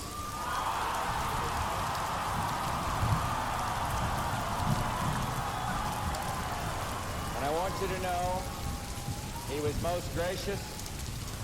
His call was personal. It was genuinely friendly. And it was in the great tradition of American politics.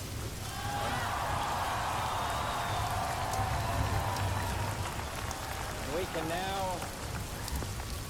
can now speak the most majestic words that democracy has to offer. The people have spoken, and with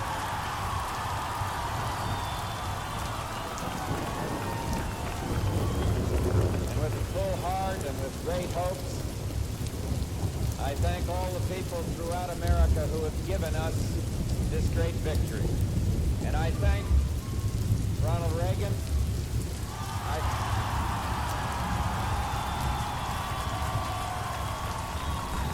I thank him for turning our country around and for being my friend and for going the extra mile on the hustings. We're just like him. He is simply one of the most decent men I have ever met.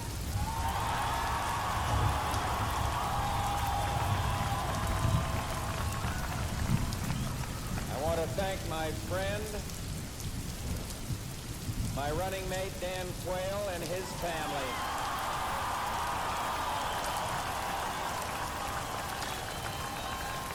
And they have shown great strength under fire, campaigned incessantly. And I am proud of him and proud of his family.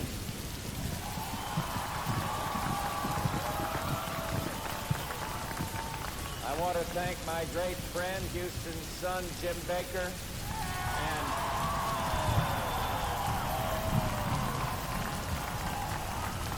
our campaign Chairman Lee Atwater and the men and women of the campaign, the national staff, the RNC, all of our state chairmen and chairwomen and all the organizations, the political clubs, and I especially thank the young people who were always up at night, putting up the signs. The people at those telephone banks and the one who canvassed door to door. And there's a large gathering of volunteers right now at the Washington Hilton. And my folks and close to my heart is with you, and many, many thanks for all you've done from our nation's capital. And I want to talk about my family. Fact is, I'd be nothing without them. Our 4 sons, our daughter Doro, and my own Barbara Bush. And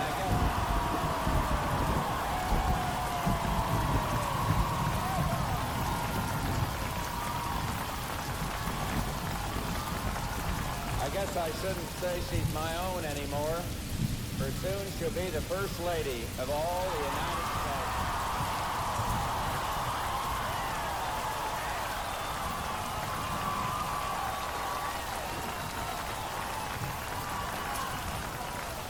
And I thank God for the faith he's given me. And as I grow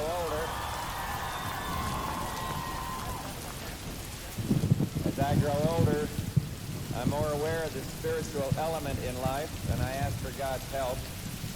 And I thank the men and women of Texas. There are people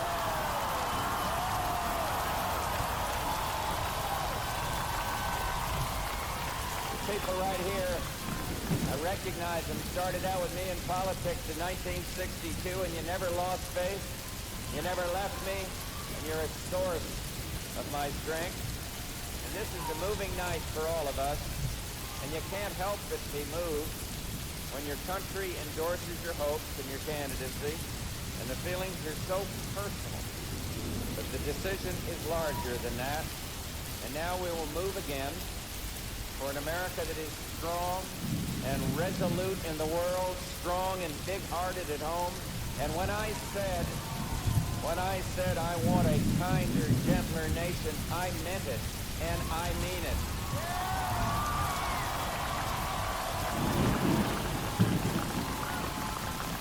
A campaign is a disagreement, and disagreements divide. But an election is a decision, and decisions clear the way for harmony and peace. And I mean to be a president of all the people, and I want to work for the hopes and interests not only of my supporters, but of the governors and of those who didn't vote at all. To those who supported me, I will try to be worthy of your trust. And to those who did not, I will try to earn it. And my hand is out to you, and I want to be your president too. But I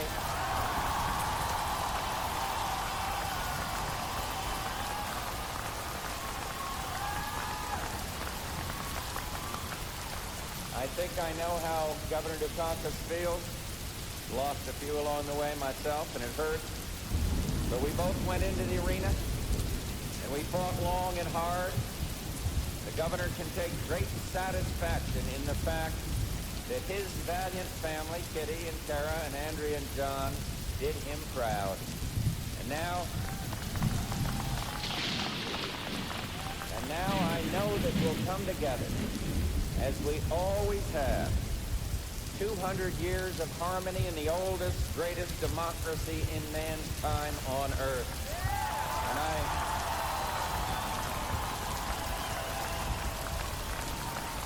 And I've traveled many miles, reached for many hands, and it's occurred to me that what we were having, the people of America and I, was a conversation, a back and forth, a mutual dialogue. And it cannot go away. Not now. Not when I need it most. And so I mean to keep the conversation going. To keep walking toward you, talking with you, and reaching for the hand. And in other words, I'll do my level best to reach out and work constructively with the United States Congress. And a final word about what you mean to me, my friends in this room. Every time Barbara and I come to Texas, it's a homecoming. We were young here. Started out here 40 years ago, summer of 48. Worked in the oil field, started a business and went into politics. 40 years. 40 years of work and caring and friendship. And now I'm going to take that love and friendship, all right here in this room, put it in my pocket, take it with me to Washington, D.C., where it's sometimes cold, but always grateful. And where God knows There's lots of work to do. So thank you. God bless you. And one other thing. Once in days that were a little darker, I made a promise, and now I'll keep it. Thank you, New Hampshire. Thanks for everything, and God bless America. Thank you all very much. Thank you.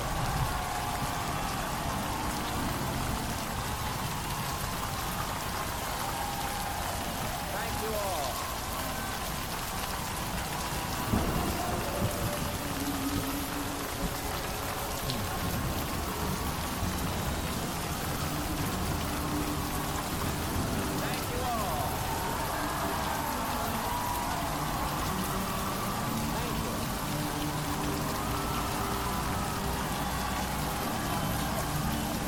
Mrs. Bush, as always, at his side, and with his 17 homes.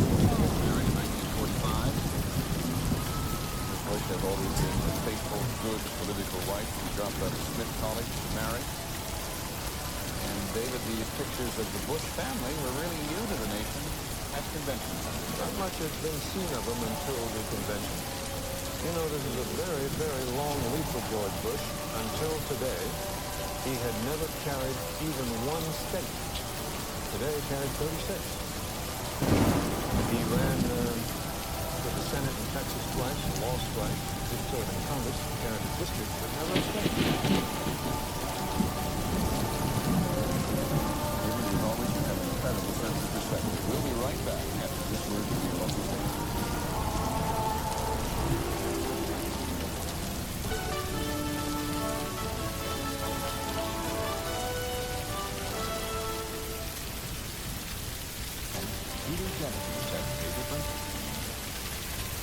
Well, there is what the country looks like at this hour. It's a little after midnight in the east. And George Bush has 330 electoral votes. Michael Dukakis has 108, which, not that it's much consolation to him at this point, is more than he was projected to be getting in the final days of polling for the actual election.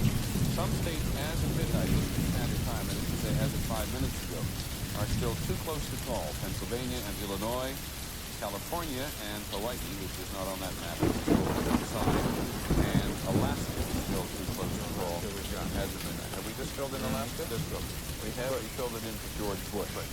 And that is the status of our great board at this particular moment. Up in Boston, Sam Donaldson is with the man who did more than anything else to run Mike Dukakis' campaign through the primary and the caucus season, and then after a hiatus back on the presidential trail, John Sasso. Sam?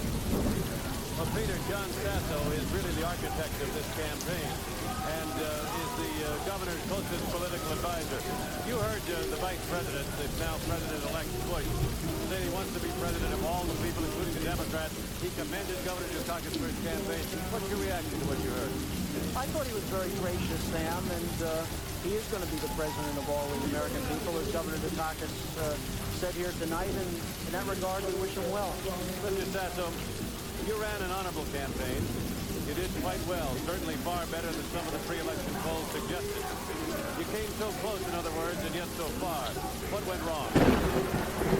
Well, Sam, I think in the end, the American people voted for continuity today. The perceived prosperity and peace that the country is at. We have a very popular president, Ronald Reagan, the most popular in our lifetime, and George Bush was the heir apparent to that legacy, and I think in the end, that's what they voted for. Yes, but a lot of people will say that this could have been won tactically. That, in fact, a lot of mistakes were made by Governor Dukakis and his staff. Do you plead guilty to any of them? Yes, I think we made some mistakes, Sam, as the governor is himself admitted. I think we could have responded earlier to the distortions of Governor Dukakis' record. He's someone that has always wanted to define himself in positive terms, in terms of positive accomplishments, and he started out to do that, and his record was terribly distorted, and I'm not going to back away from that, even as I wish Vice President Bush well this evening. His record was distorted. He's got a good record, a record that we're proud of. And well, now, let me just ask this quick question. You say you didn't start to respond early enough. A lot of people think that was Governor Dukakis' fault. That he overruled the people people like you who wanted to hit hard early. No, that's not the case, Sam. He made his case very strongly and in a compelling way, particularly over these last 3 weeks. He fought to the end, right up until the moment the polls closed this evening for the things that he believes in and has stood for 25 years in public life. If he asked your advice as to whether he should seek the nomination of his party again in 1992, what would you tell him? I would say that this is not the time to make that kind of a judgment. He needs some time off. He's going to take that time off, and then he's going to get back to his job at the State House. And sounds like you don't rule it out. Well, I certainly wouldn't rule it out, but I haven't spoken to him about it, Sam. He's somebody that is optimistic, upbeat about this country. He's going to get back to his job tomorrow morning in the State House, and we'll see what the future holds. Thank you very much, John Sasso, who is Governor Dukakis' principal architect of his campaign and the closest political advisor. We wish you well. We wish the governor well. Thanks for coming up tonight to talk to us. Gentlemen. Okay, thanks very much, Sam. Nothing more difficult, David, on an election night than to have to defend a defeat or explain away a defeat to people like us who want to know why you don't admit all of your mistakes at this moment. Well, the usual way to do that is to blame it on somebody else. Well, it's very easy. And you can see in John Somebody's Sasso not there and is not going to respond. Sorry. You can see it in John Sasso, too, there, because they really keep going back to the distortion of the governor's record, which is how the Bush campaign has done. We want to make a call now in California in the Senate race. The incumbent, Pete Wilson. According to our projection, the Republican has staved off a very expensive attack from Leo McCarthy, the Democrat, lieutenant governor, and that is, I think, by all accounts, the most expensive campaign in the nation. In a state where you have to campaign almost exclusively on television. That's where all the money goes in California. It goes into television. We project that Pete Wilson, the Republican incumbent, is going to hold his seat in the Senate, and we'll be back in 1 minute. ABC News election night coverage of the 88th vote will continue in a moment.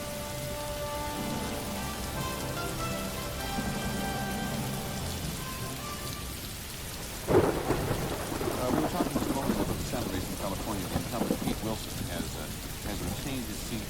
And remind me of some of the figures we made about money. A record $130 million. But $9 a voter has been spent on advertising in California on the presidential race, the Senate race, and the congressional and the ballot proposition.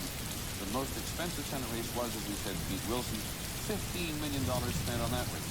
Now, in Washington, there you see, I confess to our surprise, Senator Dan Quayle, Vice President-elect Dan Quayle, whose staff, and that's his wife Marilyn, whose campaign has been telling us all evening that he was not going to show up, that this was George Bush's night. And he's being greeted there by Frank Fahrenkopf. That, by the way, is Bush leaving Houston just as Quayle arrived at the Republican National Committee meeting place in Washington. These two only ran into each other a couple of times on the campaign trail over the last few months, and as David Brinkley was pointing out at the beginning, Senator Quayle's campaign well away from the major centers of the country. Thank you very much, and the only thing I can say is that you did it, we did it, and George Bush did it.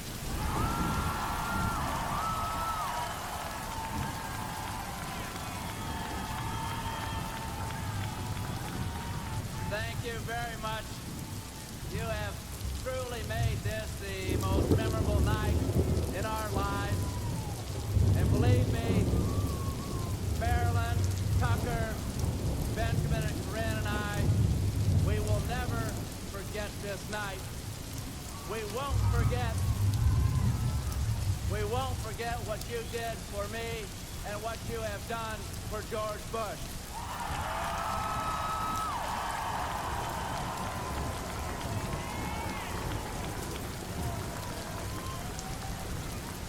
For nearly 3 months since our convention in August, we have witnessed firsthand the dedication and professionalism of literally thousands of supporters, volunteers, and staff members everywhere.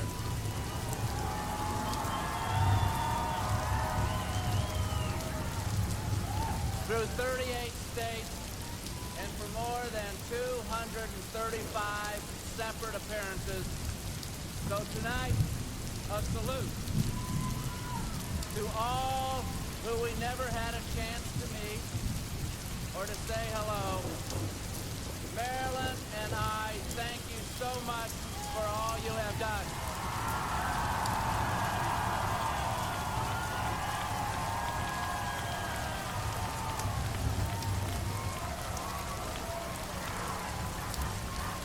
And let me say a special thanks to a great wife, a great mother, and a great campaigner, Marilyn Quayle.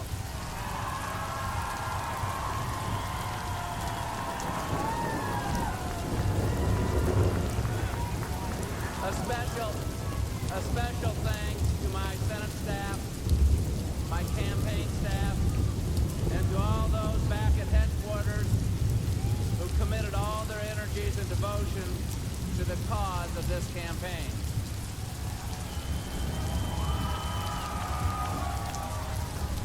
And before I say anything else, I think we in Washington ought to let them hear us in Houston, Texas.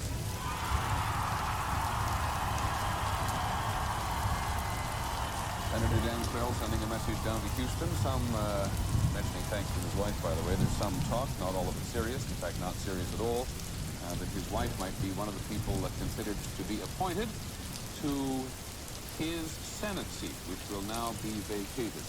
And the present governor, Governor Orr, the Republican, will make the appointment, so the Republicans will get a Senate seat there, and we will not have to be filled until, I think, a special election about 1992, right? Something like that, but Bush was careful to pick a candidate for vice president from a state where he would be replaced by a Republican if he weren't. Now, that was one clever aspect You think of it. Mr. Bush was that clever? Well, don't have to be terribly clever to know that a Republican governor in Indiana will appoint a Republican senator. Dan Quayle at 41 becomes the third youngest vice president-elect in the nation's history. Okay. You happy with that?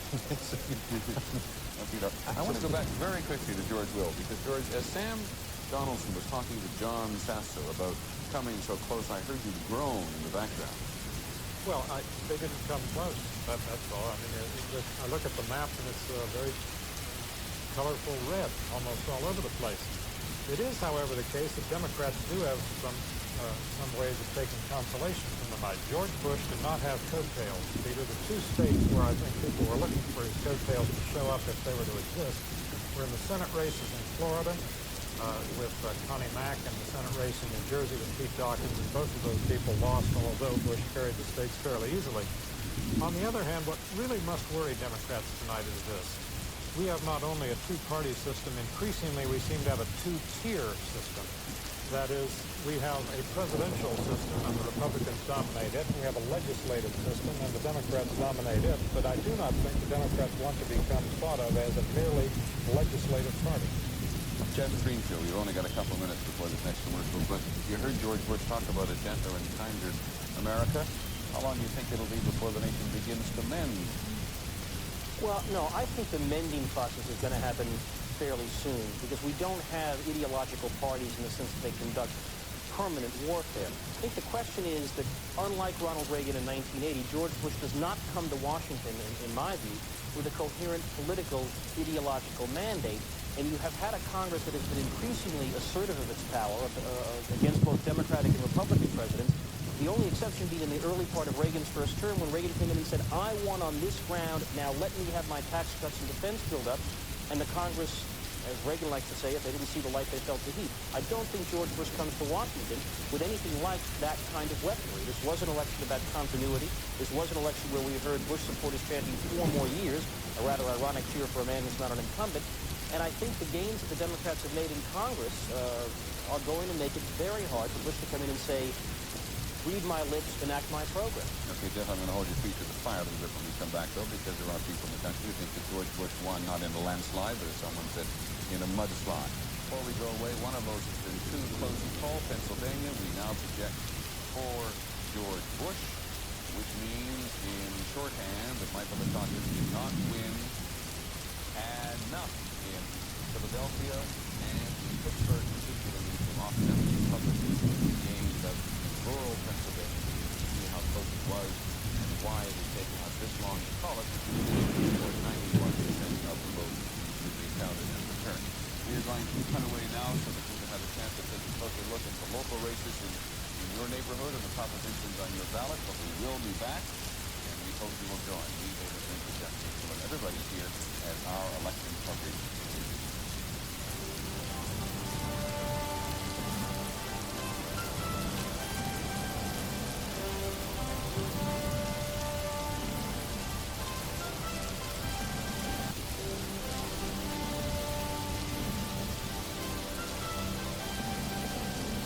From ABC News, this is continuing coverage of the 88th vote. With Sam Donaldson at the Dukakis headquarters in Boston, Britt Hume at the Bush headquarters in Houston, James Wooten and Barry Seraphin on Capitol Hill, Lynn Scherr and Jeff Greenfield in New York. And now reporting from the ABC News Election Night Command Center, Peter Jennings and David Brinkley. Before we go any further, David, you have another projection? I do indeed. Governor of Montana, a Republican elected there. They don't do that much. Governor Stan Stevens, the Republican candidate for governor in Montana, elected. And 12:30, Illinois, California, Hawaii, Indiana and Hawaii are still too close to call. It really did in part in Hawaii because the results have not come in. But in Illinois and California, it is still too close to call. But as of now, as we take a look at our big board, George Bush has 355 electoral votes. He has made his acceptance speech. Michael Dukakis has made his confession speech. There's quite a lot to talk about in the next half hour, last half hour. But we want to get caught up on some of the other races in the country. Let's begin with the Senate. We go to Washington and ABC's Jim Wooten, who is there. Jim? Well, Peter, there are a few people who have familiar faces who won't be around. Among them, John Stennis is retiring, Lawton Childs is retiring, and several others. But let's take a look at how the Senate is going to change in terms of party switches in the state.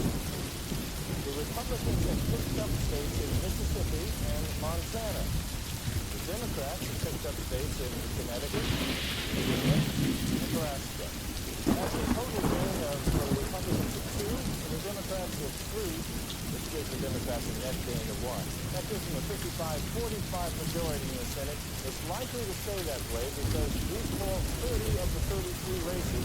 The 3 remaining races, that's Peck in Nevada, Wilson in California, and up in Washington, Slade Gorton, all Republicans, all leading and looking like they may pull it off. In California, we've actually projected Pete Wilson, the Republican, to hold his seat, haven't we? We haven't projected in Washington State yet. I was thinking of Wallace in Wyoming. Sorry, Peter. Okay. And Chitek in Nevada, who's having a real struggle. Actually, we will project Wallace now. Going to give us details on that one, Jim? Well, Malcolm Wallace was expected to win all along. That race has not been in much question, and it doesn't really change anything. It doesn't change the kind of Senate that President-elect Bush will face when he gets here in January. Not much different than the Senate that President Reagan has faced for the last few years. Assertive, independent, generally middle of the road. From my own personal point of view, a highly visible person in the Senate, William Proxmire of Wisconsin. He's retiring, said he didn't want to be accused of staying around too long.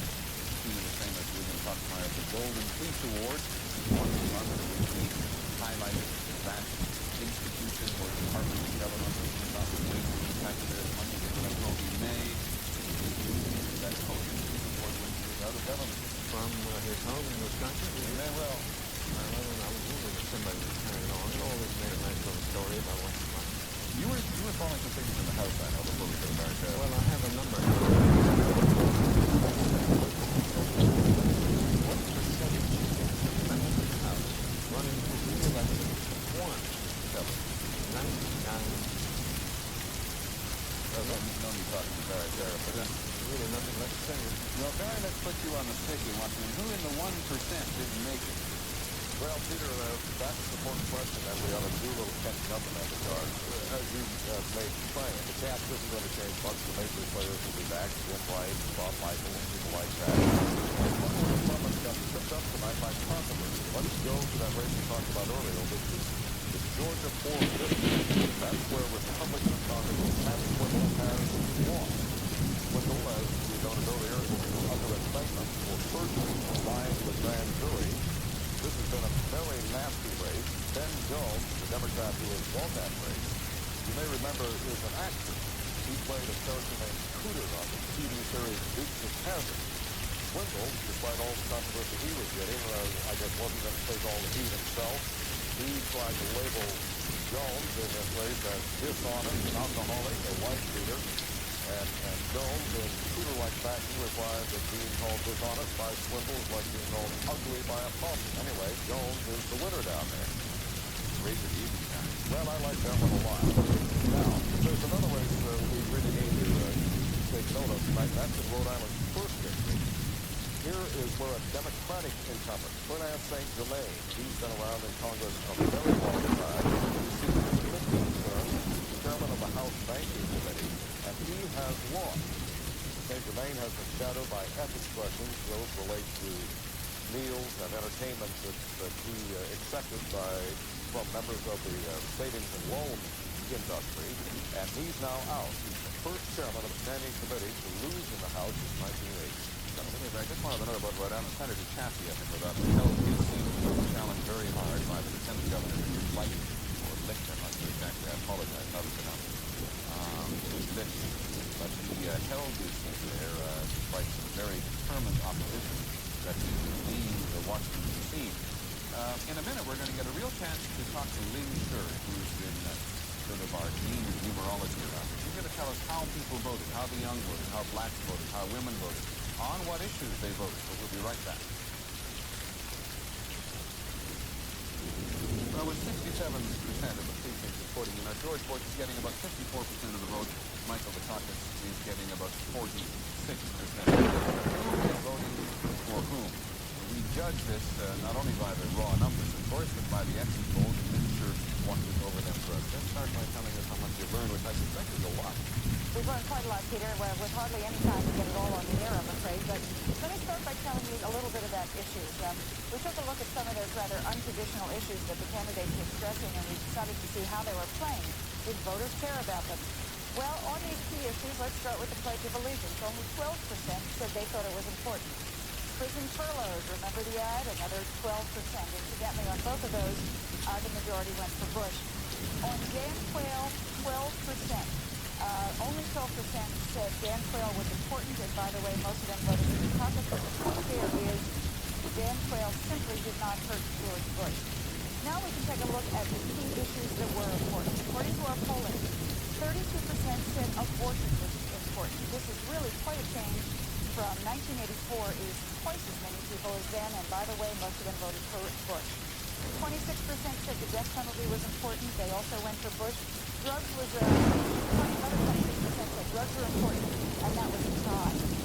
Overall, the number one concern was the national economy. The number two concern was the national defense. Bush did very comfortably and won in both of these things.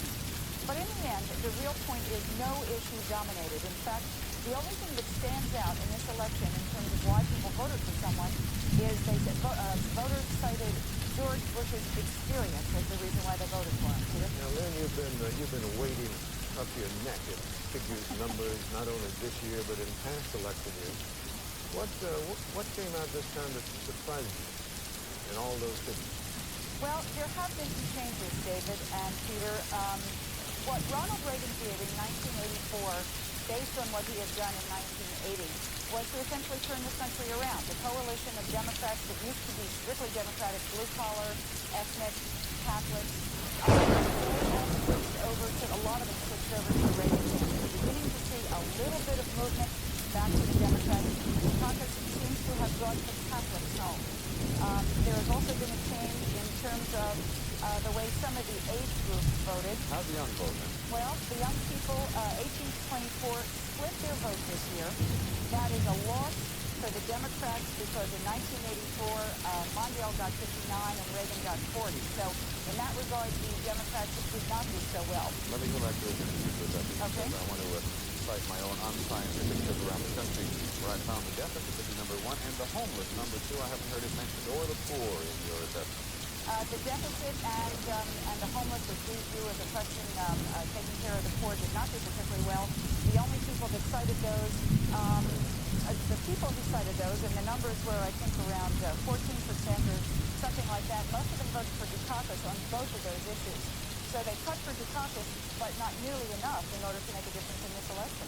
Okay, Lynn, thanks very much indeed. Appreciate that. By the way, speaking of what cuts for Dukakis and what doesn't, we're going to go away for another minute. And when we come back, we're going to talk to our political director, Hal Bruno, who watches this thing like a hawk, these hours being.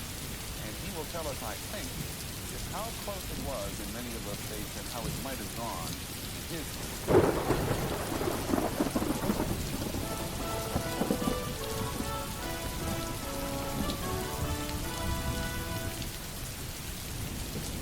Well, I guess we would have to call it the last straw for Mary Ann covered Jesse Jackson. Very beginning, Jesse Jackson called George Bush to congratulate him.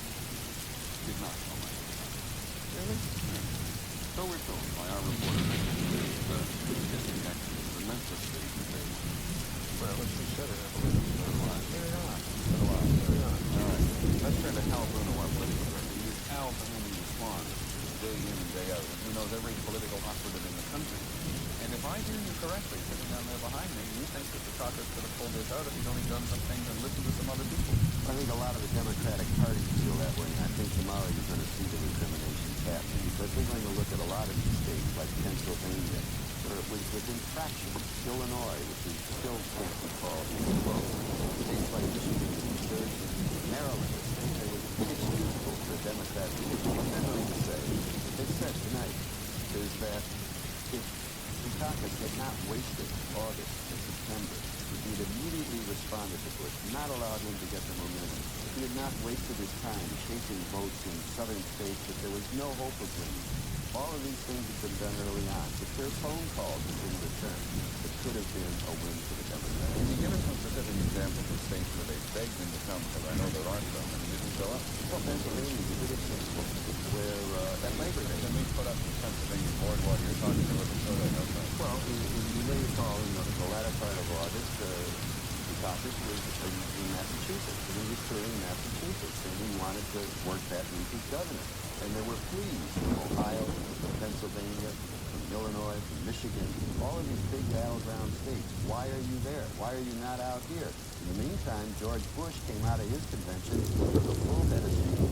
He didn't wait for Labor Day for the campaign to start. He went from the convention to the campaign trail, and he never stopped. But there's a certain irony here. Here is the governor of the state who says he will campaign for the presidency and still continue to maintain his responsible position in the state, and he gets knocked because he did that. Well, it was unrealistic to think that you can maintain your position as governor and be active as a governor in the state and campaign for president at the same time. Well, George Bush had a job of which nothing is required.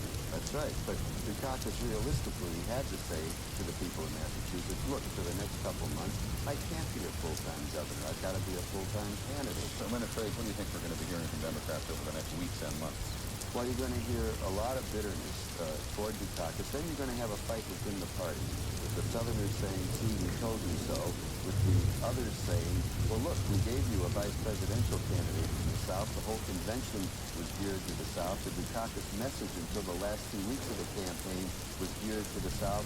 And what did we get? Not one single state. So in addition to wanting to get their have their word with Michael Dukakis, the Democrats are also once again going to be going at each other. Hal, thank you. And also, while I have you here, thank you for all the stuff that only we know you did this year. Hal Bruno, our political director, you're always in debt. The final word from Boston, from Sam Donaldson. Sam, you've been listening to our leader here. What do you think? Well, Peter, I want to sort of second what Hal has just said because I'd like to defend myself against George Wills, my good friend's groan earlier when I said that John Sasso, Dukakis' architect of his campaign, that's so near and yet so far. If you take some of those states, we're going to find that Bush won them very narrowly rather than by a big blowout. And I agree. I think this campaign probably could have been won tactically. Not only would it have taken an earlier effort by Dukakis, a finer message sharpened and honed, an attack message to respond to Bush's negative ads on Dukakis, but it would have taken more cooperation earlier from Jesse Jackson, the man that we've talked about some tonight, the man who says perhaps he'll get in this tomorrow, if not for himself, at least for the cause. Jackson started earlier, but instead he played a little bit of divisiveness there, and that hurt Dukakis. I want to tell you one thing finally, if I may. Anyone who suggests that Bush's victory, and I don't know that anyone has done that tonight, but you sort of hear it in the background, is another victory to show that conservatism in this country is on the march, ought to take a look at what happened between 1984 and 1988. Ronald Reagan won 49 states. Now, if that was a conservative victory and was on the march, what happened to George Bush? Well, I think, Peter, quite clearly, Reagan is a phenomenon. Now, it's not altogether a personal victory for him. He represented great ideological properties, and people responded to that. But there's no one like Ronald Reagan. George Bush doesn't like him, and Michael Dukakis doesn't like him. But I think this election would, in one sense, if you have to lose it, give some heart to the Democrats. They're not washed up as a political party, and I think if there is a recession, as a lot of people predict, President Bush in 1992 may have his hands full to be reelected. Sam, I want to ask you one question about the campaign. When did the Dukakis people realize that this was not a campaign about companies, but one about ideology? Well, I think some of them realized it earlier than others, and I think one of those who was the last to realize it, unfortunately for the campaign, was Michael F. Dukakis. I think the stories are true. I've heard it from just a number of people, and I think they're correct. But early on, when people like Stasso wanted to hit back on those negative ads, Dukakis still wanted to take the high ground. Now, we've heard from Mario Cuomo, the very distinguished governor of New York, who's admitted publicly that he was one of those who advised Dukakis, you don't have to worry about this. Cuomo said, the American people will never buy this. Well, none of the American people bought it so that the negatives were in concrete before Dukakis came down off the high ground and said, well, I've got to scrap it up. It was only late September that you began to sense some scrappiness in the Dukakis camp. Thanks, Sam, very much indeed. Appreciate it. Let's go back down to Houston now and talk to Eugene Britt. Chart the future for us, at least in the short run. You said earlier that you thought George Bush would take the high ground. He sounded like it in his acceptance speech. He's not going to think he has a mandate, surely. Well, he certainly isn't going to think he has any coattails based on the results that we've seen in the Senate races and the congressional races tonight. There's been nothing to suggest that. We'll have a news conference tomorrow, and I suspect that the kind of tone that he struck here tonight will continue. I'd like to, if I might, Peter, enter a mild word of dissent to the wisdom that has been articulated by my colleagues Sam and Al. I think that we who cover politics and those who we talk to all the time who work in it like to believe that what we cover and those who work in it like to believe that what they do really make a huge difference. I suspect that when the history of all this time is written, that larger forces will be seen as having had a greater effect on this than this tax decision or that trip made or not made. And I look at the situation that George Bush inherited. Indeed, it was even more auspicious for an incumbent party than was the situation Ronald Reagan had in 1984. The economy really is in better shape in terms of unemployment than it was then. The situation in the world could not have broken better for George Bush if he'd prayed for it and had his prayers answered. And look what happened just last week. On Thursday or Friday morning, the unemployment figures came out, and we were at a 14-year low. I mean, that's the kind of luck that a candidate prays for. So I think there was a lot of good backdrop in terms of the conditions of the country that helped George Bush. But there was one critical mistake, I think, his opposition made, and it echoed through that Atlanta convention. They thought George Bush was a man who could hit the floor with his hat. And he turned out to be a more aggressive, a more fiery, and at critical moments, even a more eloquent campaigner than they ever imagined. And I'm not sure they ever quite recovered from that. But who would have ever guessed it? Well, I covered him in 1980, and I myself must say to you, Peter, that this man is a very different fellow than he was then. He is more conservative, and I think genuinely so. I think he's changed, and he's tougher than he was then. He was urged repeatedly in 1980 by his advisors to go on the attack against Ronald Reagan. He wouldn't do it. Now, as things turned out, I suppose we could say tonight it was the wise thing to do. But when he was urged in 1980 to go after Bob Dole, he did it, and it worked. And it was the kind of thing that I don't think he could possibly have done it. He's a different guy. Sorry. Thanks very much, Rick. You mentioned news conferences. Tomorrow there are going to be a couple of news conferences. Somebody will tell me in my ear. George Bush, at 10 o'clock tomorrow Eastern Time, George Bush is going to give a news conference. And then Michael Dukakis, he is going to give a news conference as well at approximately 2 o'clock Eastern Standard Time. And we will carry them both live. And then tomorrow night, Nightline is going to become Viewpoint, where Ted Koppel and a panel of critics will sit down and discuss this election, covering politics. Who's to Blame is the title. That'll be 11:30 or in the regular Nightline slot wherever you get it around the country. I want to turn finally here to the Ambience of the night to ask you, Jeff, if you thought there were some particular shaping events for George Bush this year which we should not forget. I want to think of two in the general election campaign. First, the acceptance speech, one of the great acceptance speeches in the last 2 decades, in which George Bush took all of his weaknesses and displayed them away. I'm not a wimp, I was loyal to the president. Now you must see me as I am. Michael Dukakis wouldn't define himself an ideology. I'll define him and I'll define myself. It was an absolute shaping moment that gave him definition. The second one I would mention, because the first one was scripted by a speechwriter, was the second debate, when George Bush clearly bested Michael Dukakis and put a lot of doubts to rest. He took the premises that Rick Hume talked about, peace and prosperity, a desire for continuity, and gave the public, gave voters the reason to say, it's okay. You can stay with me, I'm competent, and I care for you. Those are the two events that I think were the most successful for George Bush. Yeah, thanks very much indeed. Just somebody we haven't mentioned much tonight, Ronald Reagan. He and Mr. Reagan watched the return quietly tonight, so we are told, from California at the end of the campaign. Something for George Bush, which is now called Hawaii, for Mr. Dukakis, so it's 4 elected days, normally a Democratic state. And let's just take one quick look at the Illinois board, because Illinois has discovered its already. It's still just about 50-50 there, with 66% of the votes counted. That great bellwether state at the heart of the Midwest remains exactly where the state of the final country. Well, the Reagan is saying that they look forward to the privacy of return to California. They all say that, but even though they have spent half their lives and millions of dollars trying to escape the privacy. As always, I want to thank you. It is an enormous privilege to be with us all years, especially late in the evening when I get some friends to us. Thank you, Marshall Davis. What to say in conclusion? No, thanks, really, to most people. Perhaps we'll all think in the heads of George Bush's feet to the fire on whether it will be a kinder and gentler America. And we'll look back at these exit polls and remind the new president when his time comes that the American people still think there's a mountain of debt out there with which we have to deal. And of course, the press corps, if it gives them a honeymoon at all, you'll soon want to know whether or not we should still read his list in the Bush administration, or whether there are chapters in our that interest George Bush, President-elect, this November of 1980. To all of the people at ABC News, thank you very much. And to all of you, thank you for joining me. On behalf of all my colleagues,